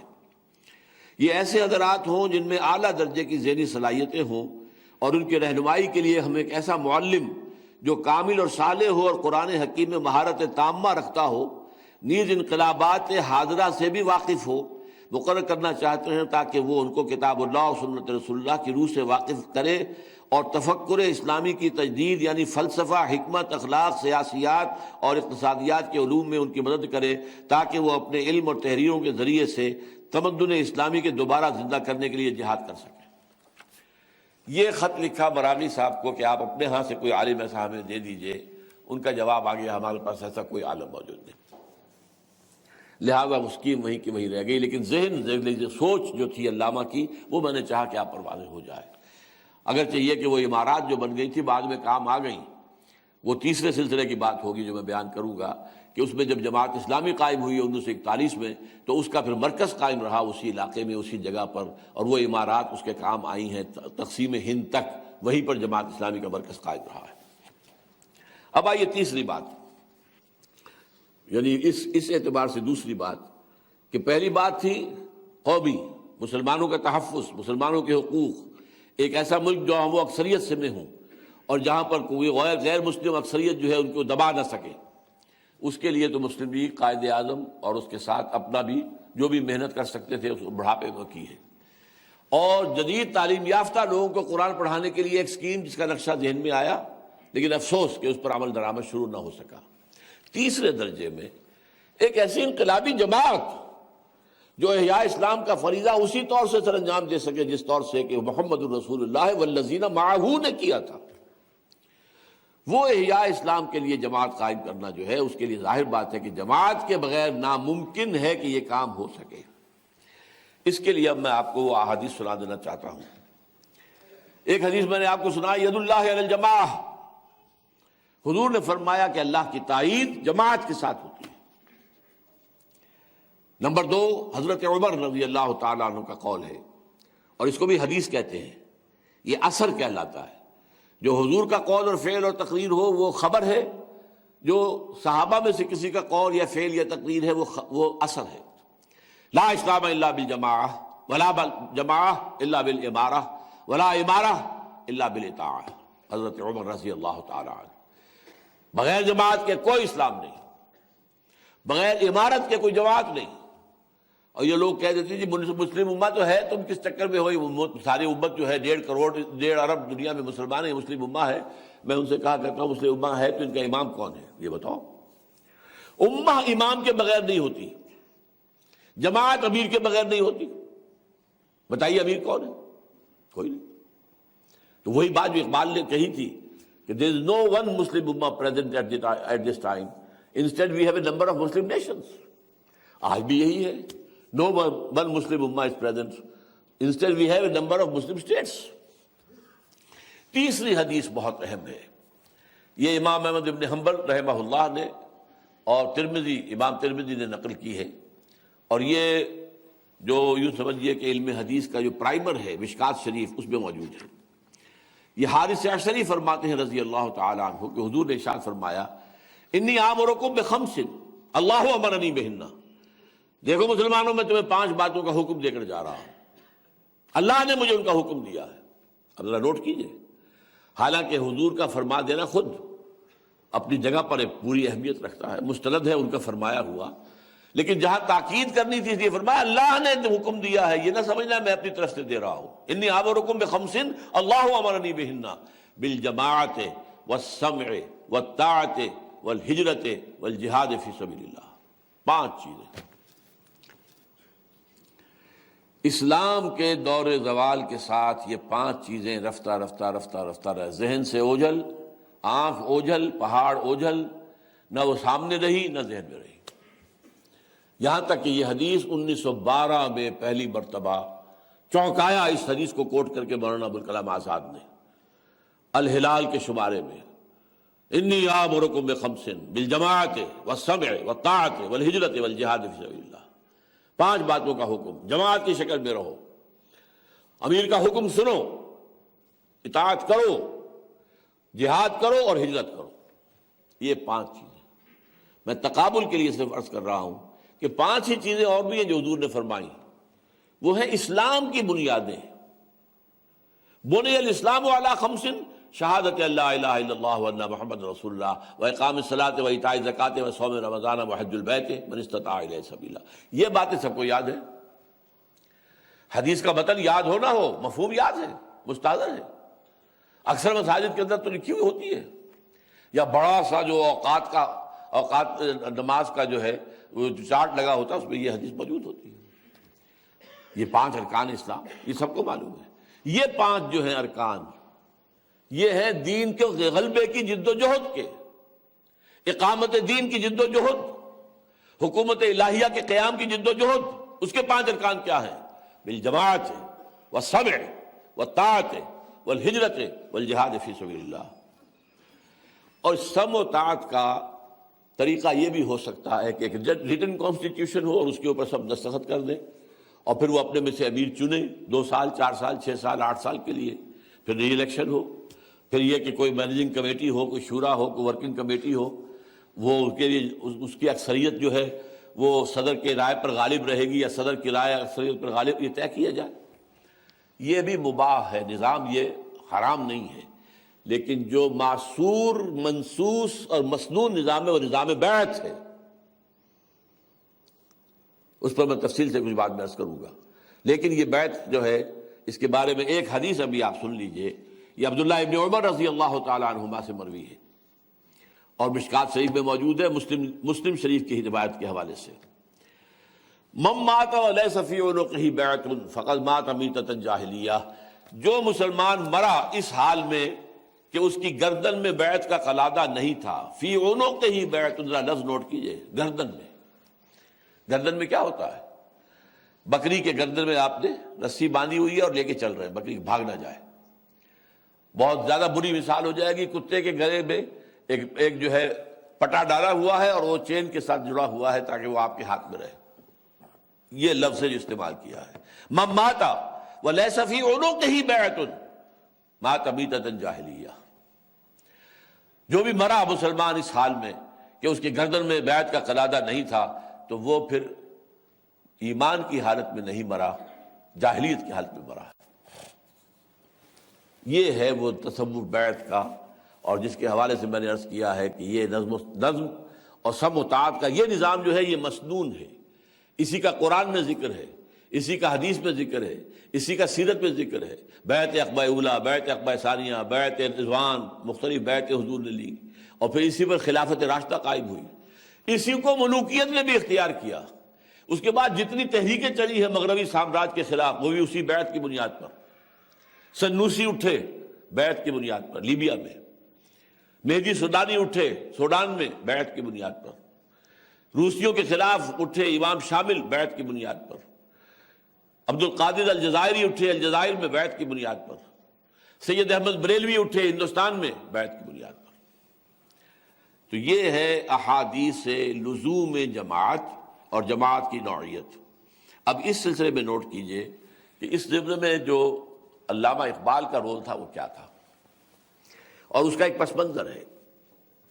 علامہ اقبال نے جو خطبہ الہ آباد میں جو نقشہ دیا تھا، اس میں ایک یہ بھی تھا کہ مسلمانوں کی ایک آزاد مملکت ہو، اور ایک یہ بھی تھا کہ اس کے اندر اسلام کے اس نظام کا احیاء کیا جائے کہ جو پری ملوکیت، پری امپیریلسٹ دور۔ اب اس کے لیے خود بخود بھی کچھ چیزیں شروع ہوئیں۔ علی گڑھ میں ڈاکٹر ظفر الحسن صاحب ہوتے تھے جو کہ اس وقت وہاں پہ صدر تھے شعبہ فلسفہ کے، انہوں نے ایک جماعت قائم کی، جماعت مجاہدین علی گڑھ۔ اس کا نقشہ میں ابھی آپ کے سامنے پیش کروں گا۔ مشرقی پنجاب میں غلام بھیک نیرنگ صاحب نے اور خواجہ عبد الوحید صاحب نے مل کر قائم کی جمعیت شبان المسلمین۔ ڈاکٹر عبد الجبار خیری اور ڈاکٹر عبد الغفار خیری نے انہوں نے بنائی جماعت المسلمین۔ یہ ساری جماعتیں جو ہیں در حقیقت جو اصل جو انسپیریشن تھی وہ علامہ اقبال کے اسی خطبے سے تھی۔ بہرحال سید ظفر الحسن صاحب نے اپنے ہاں تو جماعت بنا لی، اس کے خط و خال جو تھے وہ میں آپ کے سامنے بیان کر دیتا ہوں۔ وہ جماعت کیسی ہونی چاہیے؟ مسلمانوں کو منظم کرنے کا وہی ایک صحیح اصول ہے جس پر اسلام آغاز میں منظم ہوا، جس کی صورت موجودہ حالات کو مد نظر رکھ کر آپ کے سامنے پیش کی جاتی ہے۔ مسلمانوں کا ایک امیر ہونا چاہیے اور ان کی ایک مجلس شورا ہونی چاہیے، اور قوم کو پابند ہونا چاہیے امیر کے احکام کا۔ نمبر 2، جماعت کی تنظیم میں سب سے اہم چیز امیر ہے۔ ایک طرف تو یہ ضروری ہے کہ امیر کو اختیارات کلی حاصل ہوں، اور دوسری طرف یہ بھی ضروری ہے کہ وہ مطلق الاعلان نہ ہو جائے۔ زمانہ حال کی جمہوریت غلط ثابت ہو چکی ہے، اس کے لیے اس کے مصائب سے عالم لبریز ہے، پس شرائعیت پر نظر ثانی ڈالنی چاہیے۔ اسلامی جمہوریت کے دو اصول معلوم ہوئے ہیں، ایک یہ کہ امیر جمہور کی اتفاق رائے سے امیر ہو، اور یعنی اس کا عزل اور نصب جمہور کی رائے پر مبنی ہو، دوسرے یہ کہ امیر عمر بھر کے لیے اور اس کا اقتدار کلی ہو اور جمہور اس کی رائے اور احکام سے انکار نہ کر سکے۔ اسی ضمن میں آگے بس ہمیں امیر کو اختیارات کلی دینے چاہیے۔ مجلس شورا کا کام فقط مشورہ دینا ہوگا، نہ کہ کثرت رائے سے امیر کے خلاف مسائل طے کرنا، لیکن مجلس شورا کو اختیار ہوگا کہ اگر وہ امیر کو نااہل سمجھے تو برطرف کر سکے۔ ان سب پہلوؤں کو نظر میں رکھ کر چاہیے کہ امیر کو اختیار دیا جائے کہ مجلس شورا کی تمام تحریکوں اور فیصلوں کو برطرف کر سکے، الا یہ کہ وہ تحریک جو امیر کے عزل کے لیے ہو۔ اس میں آپ کو معلوم ہونا چاہیے کہ اس کے امیر تو تھے ڈاکٹر ظفر الحسن، اور 10 نام اور یہاں موجود ہیں کہ جو اس کی شورا میں تھے۔ ان میں سے ڈاکٹر برہان احمد فاروقی خود چونکہ اس وقت کے شاگرد تھے، ڈاکٹر محمد محمود احمد ایم احمد کراچی میں ہوتے تھے صدر شعبہ فلسفہ، افضال حسین قادری صاحب بھی کراچی یونیورسٹی میں رہے ہیں، اور بھی 6 حضرات ہیں، ایک اور چودھری عبدالحمید صاحب مکتبہ کاروان والے جو ہمارے ہاں تھے، یہ اس کے اندر شامل تھے۔ یہ ہے تنظیم کا وہ نقشہ کہ جو پھر جماعت المجاہدین علی گڑھ کی طرف سے ڈاکٹر ظفر الحسن صاحب کے اور پھر علامہ اقبال کے درمیان بات چیت ہوئی۔ پہلے ایک ملاقات ہوئی سن 32 میں، ڈاکٹر صاحب جا رہے تھے، ظفر الحسن صاحب گرمیوں کے تعطیلات گزارنے کے لیے کشمیر تو لاہور میں رکے، علامہ سے ملاقات کی اور اس جماعت کے بارے میں بات کی۔ خواہش ان کی یہ تھی کہ یہ جماعت کل ہند بنیاد پر قائم ہو اور علامہ اس کی قیادت قبول کرے۔ علی گڑھ میں جو جماعت بنی تھی اس کے امیر جو تھے وہ ڈاکٹر ظفر الحسن تھے۔ اس کے بعد گفتگو جاری رہی۔ 1932 میں کچھ ایک خط جو علامہ کا ملا ہے مجھے، وہ میں آپ کو پڑھ کر سنا رہا ہوں۔ 1932 میں علامہ نے کیا جواب دیا: آپ کا خط ابھی ملا ہے، الحمدللہ کہ آپ خیریت سے ہیں۔ اس بات کا احساس اب بہت سے لوگوں کو ہو چکا ہے، یہ نوٹ کیجئے، جو میں نے کہا تھا کہ غلغلہ، ایک ولولہ تازہ دیا میں نے دلوں کو، لاہور سے تا خاک بخارا و سمرقند، تو اس غلغلے کی مختلف شکلیں سامنے آ رہی تھیں۔ تحریک خاکسار آ رہی ہے، جماعت مجاہدین علی گڑھ ہو گئی ہے، جمعیت شبان المسلمون لاہور ہو گئی ہے، وغیرہ وغیرہ، اور یہ کہ خاکسار تحریک کے ساتھ ہی اور دوسری تحریکیں بھی موجود تھیں، جماعت المسلمین خیری برادران کی وغیرہ ہوں۔ اس بات کا احساس اب بہت سے لوگوں کو ہو گیا ہے۔ مجھے 25 سال ہوئے جب اس کا احساس ایک خاص عجیب و غریب طریقے پر ہوا۔ یہ بات لکھ رہے ہیں 1932 میں، 25 سال پہلے کا مطلب ہے 1907، اس وقت انگلستان میں تھے۔ اور جیسا کہ میں بتا چکا ہوں آپ کو، یہ دور ہے ان کے کنورشن کا۔ وہ اقبال جو ہیں، جو ایک شاعر تھے، وطن پرست تھے، وہ کنورٹ ہو کر ایک اسلامی مفکر، قرآن کے داعی، قرآن کے شارح اور اس ملت اسلامیہ کے نشرت ثانیہ کا علمبردار بننے والا ہے، وہ وہاں کنورٹ ہوا ہے۔ مسلمان کو مسلمان کر دیا طوفان مغرب نے۔ یہ بات جو ہے اور کسی پر راست آتی ہو نہ آتی ہو، علامہ اقبال پر جو ہے 100% راست آتی ہے۔ تو مجھے عجیب و غریب طریقے پر احساس ہوا تھا، اور اس میں ڈاکٹر برہان احمد فاروقی نے لکھا کہ اس سے مراد کوئی روحانی تجربہ ہے جو اس وقت ہوا ہے۔ میرا اندازہ یہ ہے کہ علامہ اقبال اپنی سوچ اور فکر کے اعتبار سے اس وقت اپنی انتہائی پختگی کو پہنچ چکے تھے۔ یہ بہت یوں سمجھیے کروشل پیریڈ ہوتا ہے انسان کی زندگی میں، 30 سے 33 برس۔ اس میں ذہن کا صغرا کبرا، سوچ کا صغرا کبرا بن جاتا ہے۔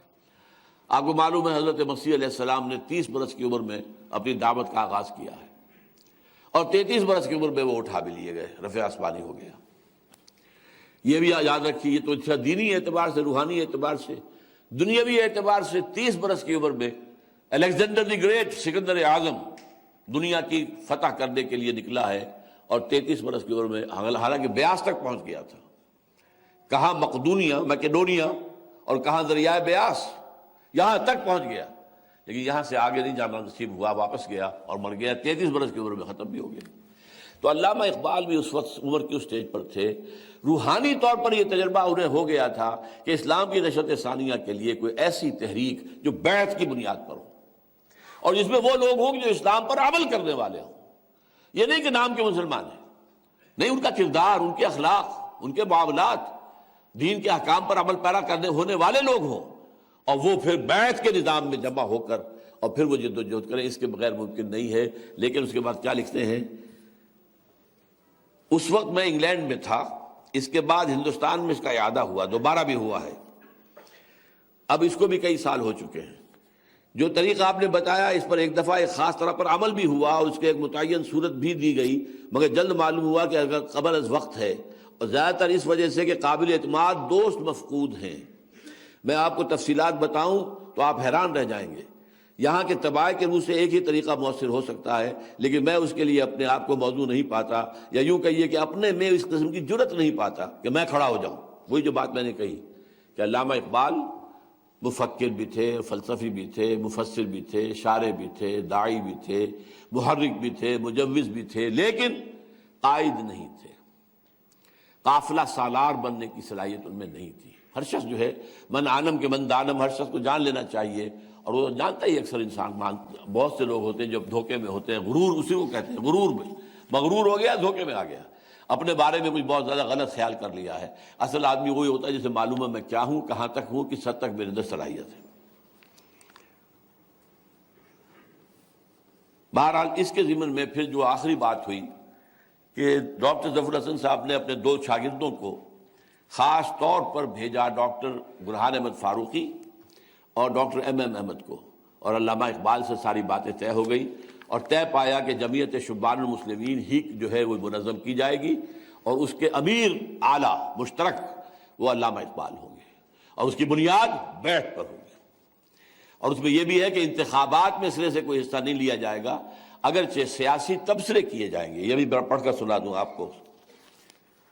یہ جمعیت کوئی سیاسی پارٹی نہ ہوگی، اور نہ کونسلوں اور اسمبلی کے لیے امیدوار کھڑے کرے گی، مگر چونکہ قوموں کی اجتماعی حیات پر سیاسیات کا ایک گہرا اثر پڑتا ہے، اس لیے یہ جماعت ان تمام سیاسی امور میں مسلمانان ہند کی اجتماعی زندگی پر مؤثر ہونے کے لیے حسب تقاضائے وقت مسلمانوں کے سیاسی افکار کی تربیت کے لیے اپنی رائے ظاہر کرتی رہے گی۔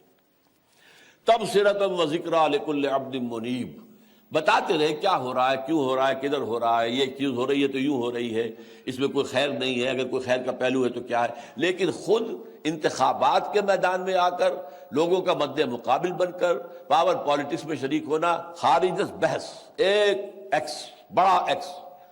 بڑا کاٹا جو ہے اس کے مار دیا گیا۔ اچھا، اب یہ بھی نوٹ کر لیجئے، اس جماعت کے جو ارکان ہوں گے انہیں کس کس بات کا حلف لینا ہوگا۔ نمبر 1، میں اعلاء کلمت اللہ کے لیے اپنی جان، مال، آسائش اور جاہ، ہر چیز قربان کرنے کے لیے ہمیشہ تیار اور آمادہ رہوں گا۔ نمبر 2، ارکان اسلام اور اخلاق صالحہ کی پابندی کی پوری کوشش کروں گا۔ نمبر 3، جماعت کے اجتماعات میں شامل ہوا کروں گا۔ نمبر 4، جماعت کا اخبار باقاعدہ پڑھتا رہوں گا۔ نمبر 5، کسی سیاسی جماعت میں بغیر اجازت امیر کے شامل نہ ہوں گا۔ نمبر 6، اسلام کی تعلیم، تاریخ اور تمدن کا مطالعہ کروں گا۔ نمبر 7، غیر ضروری اور خلاف شریعت مخرب اخلاق اور رسومات سے پرہیز کروں گا۔ نمبر 8، امیر جماعت کے احکام بالواسطہ یا بلا واسطہ بے چون و چرا عمل کروں گا۔ نمبر 9، اپنے بچوں، لڑکیوں اور لڑکیوں کی تعلیم صحیح اسلامی تربیت کے مطابق کروں گا۔ اور نمبر 10، ہر قسم کے صدقات جمعیت کے بیت المال میں جمع کروں گا۔ یہ تھا جماعت کا وہ نقشہ کہ جو جماعت مجاہدین علی گڑھ اور جمعیت شبان المسلمین لاہور، ان دونوں کے ایک دوسرے میں مدغم ہونے کے بعد قائم کرنے کا فیصلہ ہوا، اور اس کے امیر اول علامہ اقبال جو ہے وہ منتخب ہوئے اور ان کے ہاتھ پر بیعت کی گئی۔ لیکن ہوا کیا ہے؟ اچھا، اس میں ایک اور بات پر بھی اتفاق تھا، وہ بھی نوٹ کر لیجئے، اس میں قادیانی کو کسی کو شریک نہیں کیا جائے گا، اور نمبر 2 جو میں بتا چکا ہوں کہ انتخابات میں حصہ نہیں لیا جائے گا۔ بہرحال یہ پودا اس سے پہلے کہ کچھ ابھرتا، یہ بالکل دفن ہو گیا، وہ جو کبھی اقبال نے کہا تھا اسی میں، اسی ابلیس کی مجلس شورا میں، کہ آرزو اول تو پیدا ہو نہیں سکتی کہیں، اور اگر ہو جائے تو مر جاتی ہے یا رہتی ہے خام۔ تو یہ جماعت کا حیولہ تو بن گیا، یہ ہمارے لیے ایک رہنمائی تو مل گئی کہ اقبال نے یہ نقشہ پیش کیا تھا، حالانکہ مسلم لیگ کے کارکن ہیں، یعنی وہ ایک حصہ علیحدہ تھا کہ اس کے اندر تو صرف ایک قومی جد و جہد ہے، وہی چار راستہ انہوں نے دیکھا اور اس کے لیے بہترین آدمی سمجھا کس کو؟ قائد اعظم کو۔ اچھا، دوسری بات کے لیے میں بھول گیا کہ وہ جو دارالاسلام کا ادارہ بنا تھا پٹھان کوٹ میں، اس کے لیے بھی پھر وہاں پر بلایا گیا ہے مولانا مودودی کو، ان کو بلانے والے بھی دکن سے، پنجاب بلانے والے علامہ اقبال تھے۔ تیسری نقشہ یہ تھا کہ جس کے بارے میں میں نے آپ کے سامنے عرض کر دیا کہ اس کے اصول یہ تھے، لیکن یہ ہے کہ اس پر عمل نہیں ہو سکا۔ کیوں نہیں ہو سکا؟ یہ ایک مفصل باب ہے، وہ تو اس کتابچے میں پڑھنا پڑے گا آپ کو کہ اس کے کیا اسباب تھے۔ سب سے بڑا سبب یہ تھا کہ ابھی برطانوی جو اقتدار ہے اس کا سورج نصف النہار پر چمک رہا تھا۔ یہ تو جنگ عظیم دوم کے بعد معاملہ جو ہے مختلف ہوا ہے۔ اس وقت تک کا کسی انقلابی جماعت کا سر اٹھانا وہ گویا کہ انگریز کے اقتدار کو چیلنج کرنے کے مترادف ہوتا، خاص طور پر اگر آدمی بھی وہ ہو جس کے ساتھ سر کا لائقہ بھی لگا ہوا ہو، سابقہ لگا ہوا۔ سر محمد اقبال بہت نمایاں انسان ہے، ظاہر بات ہے کہ علامہ اقبال جو ہے یہ 1932 میں تو گئے تھے مسلمانان ہند کی جو ہے ترجمانی کرنے کے لیے گول میز کانفرنس میں شرکت کے لیے انگلینڈ، تو وہ برطانیہ کی نظروں میں تھے۔ اور یہ ابھی میں نے جو آپ کو پڑھ کر سنایا علامہ اقبال کا خط، کہ قابل اعتماد لوگ موجود نہیں ہیں۔ حکومت برطانیہ نے 2 افراد کو مسلط کیا ہوا تھا علامہ اقبال پر کہ ایسے کسی کام کا کوئی آغاز نہ کر بیٹھے۔ ان میں سے ایک وہ ہیں جو ویسے ان کے بڑے مخلص تھے، بڑے خادم تھے، لیکن آدمی بہرحال وہ CID کے تھے۔ کسی وجہ سے انہوں نے پھر روکا ہے، کسی طریقے سے پھر وہ سارا مسودہ جو ہے بنا ہے وہ بھی ختم ہوا ہے، اور یہ ساری تجویز ہی تاریخ کے پردوں میں گم ہو چکی تھی اگر ڈاکٹر برہان احمد فاروقی نے اگر وہ کتاب نہ لکھی ہوتی جس میں سے یہ ہم نے سارا مواد نکال کر جمع کیا ہے۔ بعض غیبی اشارات کے پیش نظر علامہ اقبال کی آخری خواہش جو بوجوہ شرمندہ تکمیل نہیں ہو سکی۔ بہرحال اب ہوا کیا ہے، بہت مختصر اب میں عرض کروں گا۔ 1940 میں 38 میں اقبال تو سرود رفت باز آیت کے نایت، نسیم از حجاز آیت کے نایت، سرآمد روزگار ای فقیر دیگر دانائے راز آیت کے نایت، وہ تو یہ کہتے ہوئے دنیا سے رخصت ہو گئے۔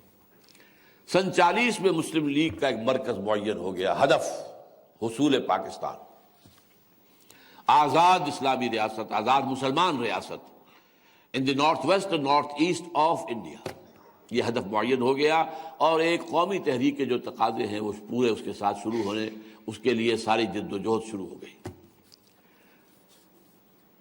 لیکن دوسری طرف جو دوسرا علامہ اقبال نے سور پھونکا تھا وہ میں گنوا چکا ہوں آپ کو، کہ وہ مختلف رنگ لاتا رہا تھا، چاہے وہ 1913 کی حزب اللہ تھی، یا پھر جماعت مجاہدین علی گڑھ تھی، یا یہ کہ اور جماعت المسلمین تھی خیری برادران کی، یا تحریک خاکسار تحریک تھی علامہ مشرقی کی۔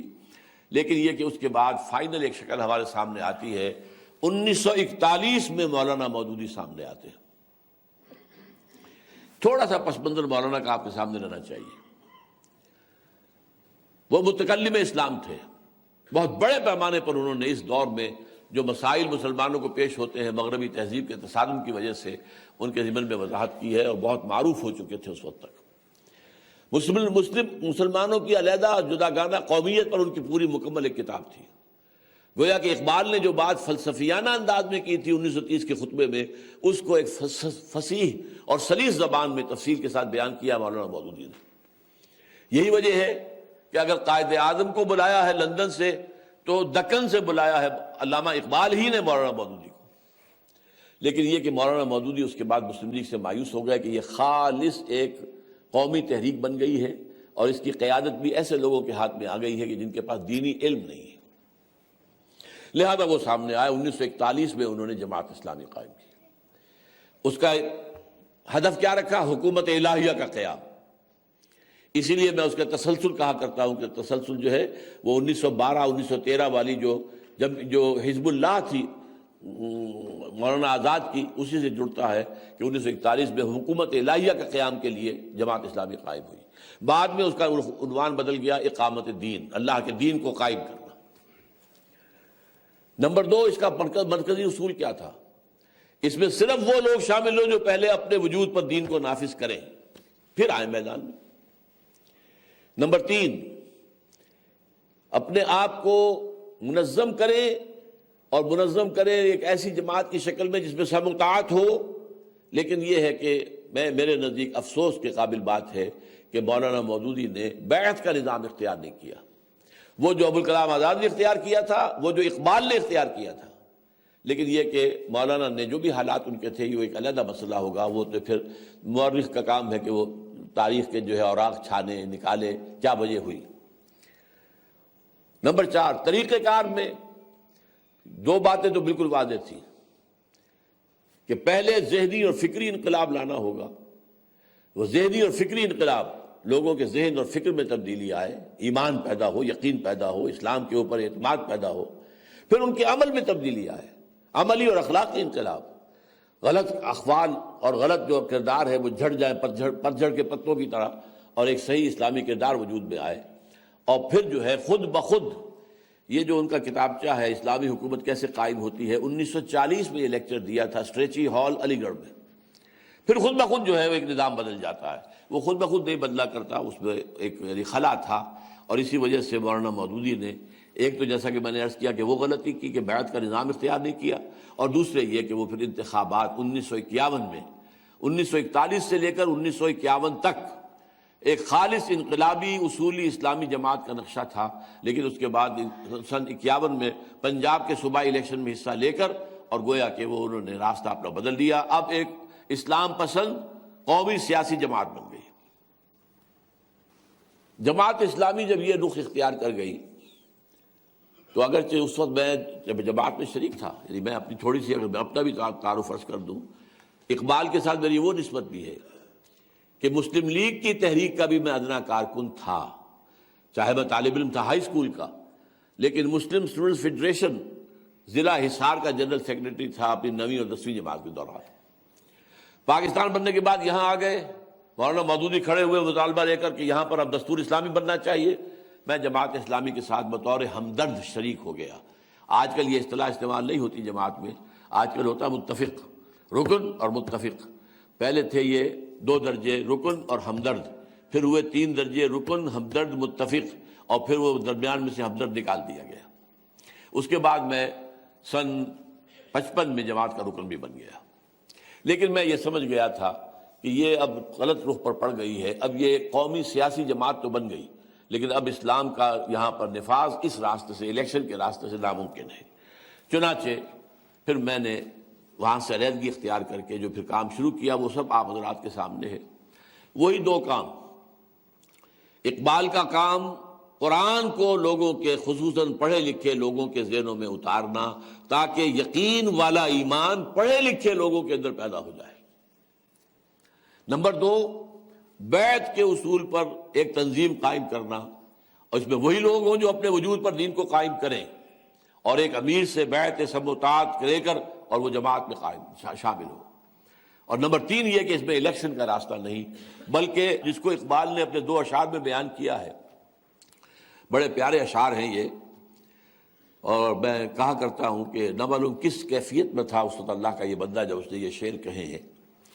گفتند جہان ماں آیا بے تمہیں سازد، انہوں نے مجھ سے کہا، یعنی اللہ نے کہا، اے اقبال ہم نے تمہیں جس دنیا میں بھیجا ہے تمہیں پسند آئی، تمہارے ساتھ سازگاری کرتی ہے؟ گفتند جہان ماں آیا بے تمہیں سازد، گفتم کے نمی سازد، میں نے کہا نہیں مجھے پسند نہیں ہے، اچھا نہیں ہے، ٹھیک نہیں ہے، غلط نظام ہے۔ گفتند کے برہم زن، تو فرمایا اچھا توڑ پھوڑ دو، اس کو ختم کر دو۔ اب توڑ دو اور پھوڑ دو اور ختم کر دو، برہم کر دو، درہم برہم کر دو، کیسے کر دو؟ بانش درویشی در ساز و دمادم زن، پہلے درویشی کا راستہ اختیار کرو، خود اللہ کے بندے بنو، لوگوں کو دعوت دو، تبلیغ کرو، تعلیم دو، نصیحت کرو، وہ گالیاں دیں تو تم جواب مت دو، وہ پتھراؤ کریں تو تم کوئی جوابی پتھراؤ نہ کرو، بدھ مت کے بھکشو بن جاؤ، کوئی حرج نہیں، جین مت کے سنیاسی بن جاؤ، سادھو بن جاؤ، یہ درویشی ہے، درویشی ہے، درویشی ہے۔ اس ایک جملے میں نبی اکرم صلی اللہ علیہ وسلم کی مکی زندگی کے 12 سال کا نچوڑ ہے۔ بانش درویشی در ساز و دمادم زن، دمادم زن، دمادم زن، کیا دعوت دیتے رہو، قرآن پڑھتے رہو، قرآن پڑھاتے رہو، قرآن ان کے ذہنوں میں اتارو، قرآن ان کے سینے میں اتارو۔ قم اللیل الا قلیلا نصفہ او انقص منہ قلیلا او زد علیہ ورتل القرآن ترتیلا۔ دعوت بھی دو قرآن کے ذریعے، اور جو لوگ آ جائیں ان کا تزکیہ بھی کرو قرآن کے ذریعے، منظم کرو بیعت کے ذریعے، لیکن مخالفین کی مخالفت کے جواب میں کوئی مخالفانہ کارروائی مت کرو، برداشت کرو۔ اسے پیسو ریزسٹنس میں نے قرار دیا ہے۔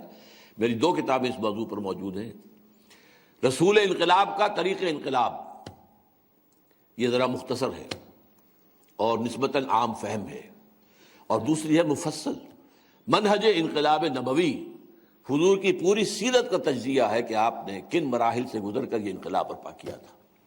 آج بھی اگر ہوگا تو اسی سے ہوگا، اور کسی طریقے سے نہیں ہو سکتا۔ بہرحال گفتند جہان ماں آیا بدمومی سازد، گفتم کے نمی سازد، گفتند کے برہم زن، بانش شہ درویشی در ساز و دمادم زن۔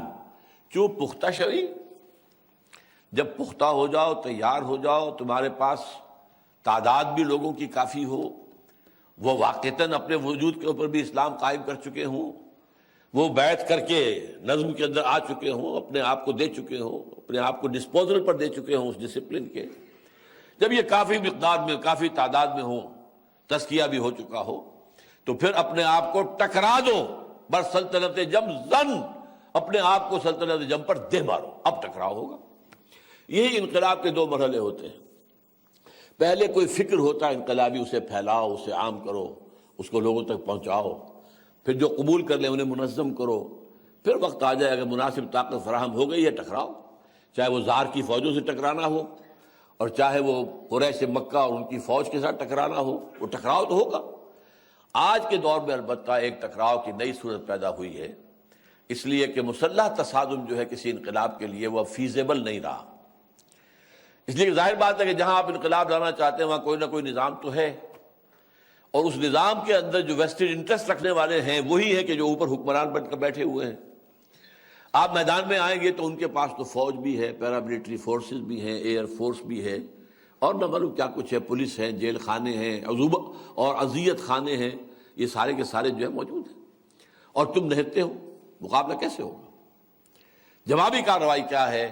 اس کا جواب وہ ہے کہ جو گاندھی نے سوچا لیکن خود کہا، یہ میری اپنے ذہن کی پیداوار نہیں ہے، میں نے یہ حضرت مسیح علیہ الصلوۃ والسلام اور حضرت محمد صلی اللہ علیہ وسلم سے سیکھا ہے۔ کیا؟ پرامن، غیر مسلح، non violent, naan cooperation, number 1۔ ہم تمہارے ملوں کا بنا ہوا کپڑا نہیں پہنیں گے، ہم تو چرخہ کاٹیں گے، سوت جو ہے اس سے اپنی کھدر بنیں گے اور کپڑا پہنیں گے، اللہ اللہ خیر صلی اللہ۔ ہم نے تمہارا تو کوئی نقصان نہیں کیا، تمہارا کوئی قانون نہیں توڑا، کچھ نہیں کیا۔ Non violent, naan cooperation. ہل گئی برطانوی حکومت، مانچسٹر کی ملیں بند ہو رہی ہیں، اتنی بڑی مارکیٹ انڈیا، اور ختم۔ نمبر 2 مرحلہ تھا نان وائلنٹ سول ڈس اوبیڈینس۔ اب ذرا سرتابی کرو، ان کے کسی قانون کو توڑو۔ گاندھی نے کیا اختیار کیا تھا؟ نمک بناؤ تحریک۔ پرماتما کا سمندر ہے، پرماتما نے اس میں نمک پیدا کیا ہے، ہم پرماتما کے سمندر سے پرماتما کا بنایا ہوا نمک لینے جا رہے ہیں۔ لیکن اس کے معنی کیا تھے؟ وہاں تو ڈیوٹی تھی، ایکسائز ڈیوٹی تھی، گویا کہ آپ you are challenging the taxation policy of British India. اب لاٹھیاں پڑی، بڑے بڑے لوگ جو ہیں، مولانا ابوالکلام آزاد کا سر پھٹا، نہرو کا سر پھٹا، یہ لوگ جو ہے لاٹھیاں کھا کھا کر، حالانکہ نہرو کس خاندان کا آدمی تھا ذرا نوٹ کیجئے، اس کا باپ موتی لال نہرو ہندوستان کے سب سے زیادہ امیر ترین لوگوں میں سے تھا۔ پہلی کار، یہ باتیں مجھے بتائیں پروفیسر یوسف سلیم چشتی مرحوم نے، ہندوستان میں پہلی کار وائس رائے کی آئی تھی اور دوسری کار موتی لال نہرو کی آئی تھی۔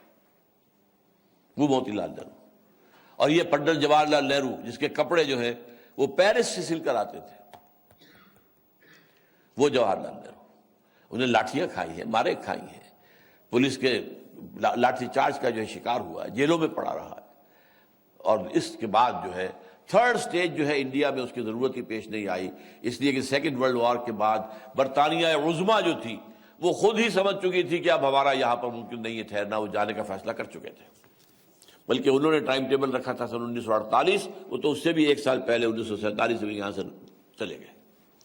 بہرحال وہ تیسری سٹیج اگر دیکھنی ہو تو وہ ہے نان وائلنٹ یا ان آرمڈ ریولٹ جو ایرانیوں نے کی ہے، جس کے بارے میں عرض کر چکا ہوں۔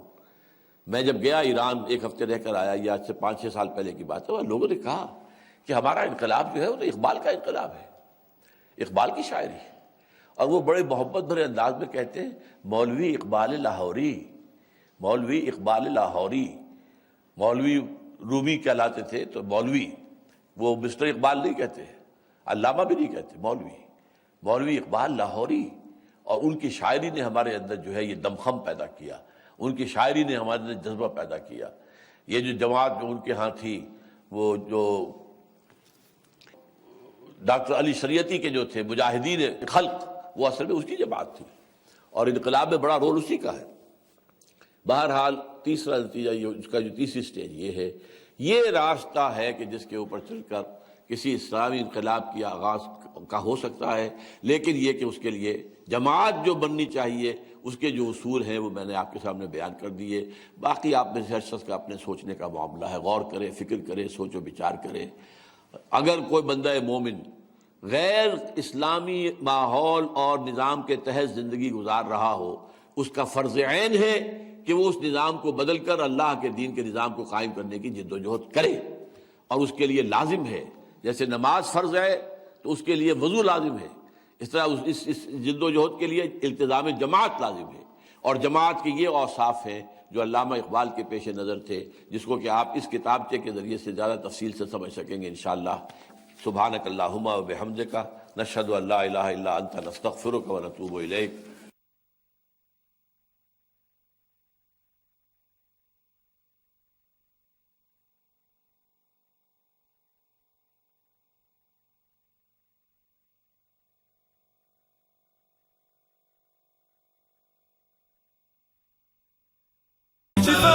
رحمة الأمل والقرآن معه، وكن مع عبد من شباب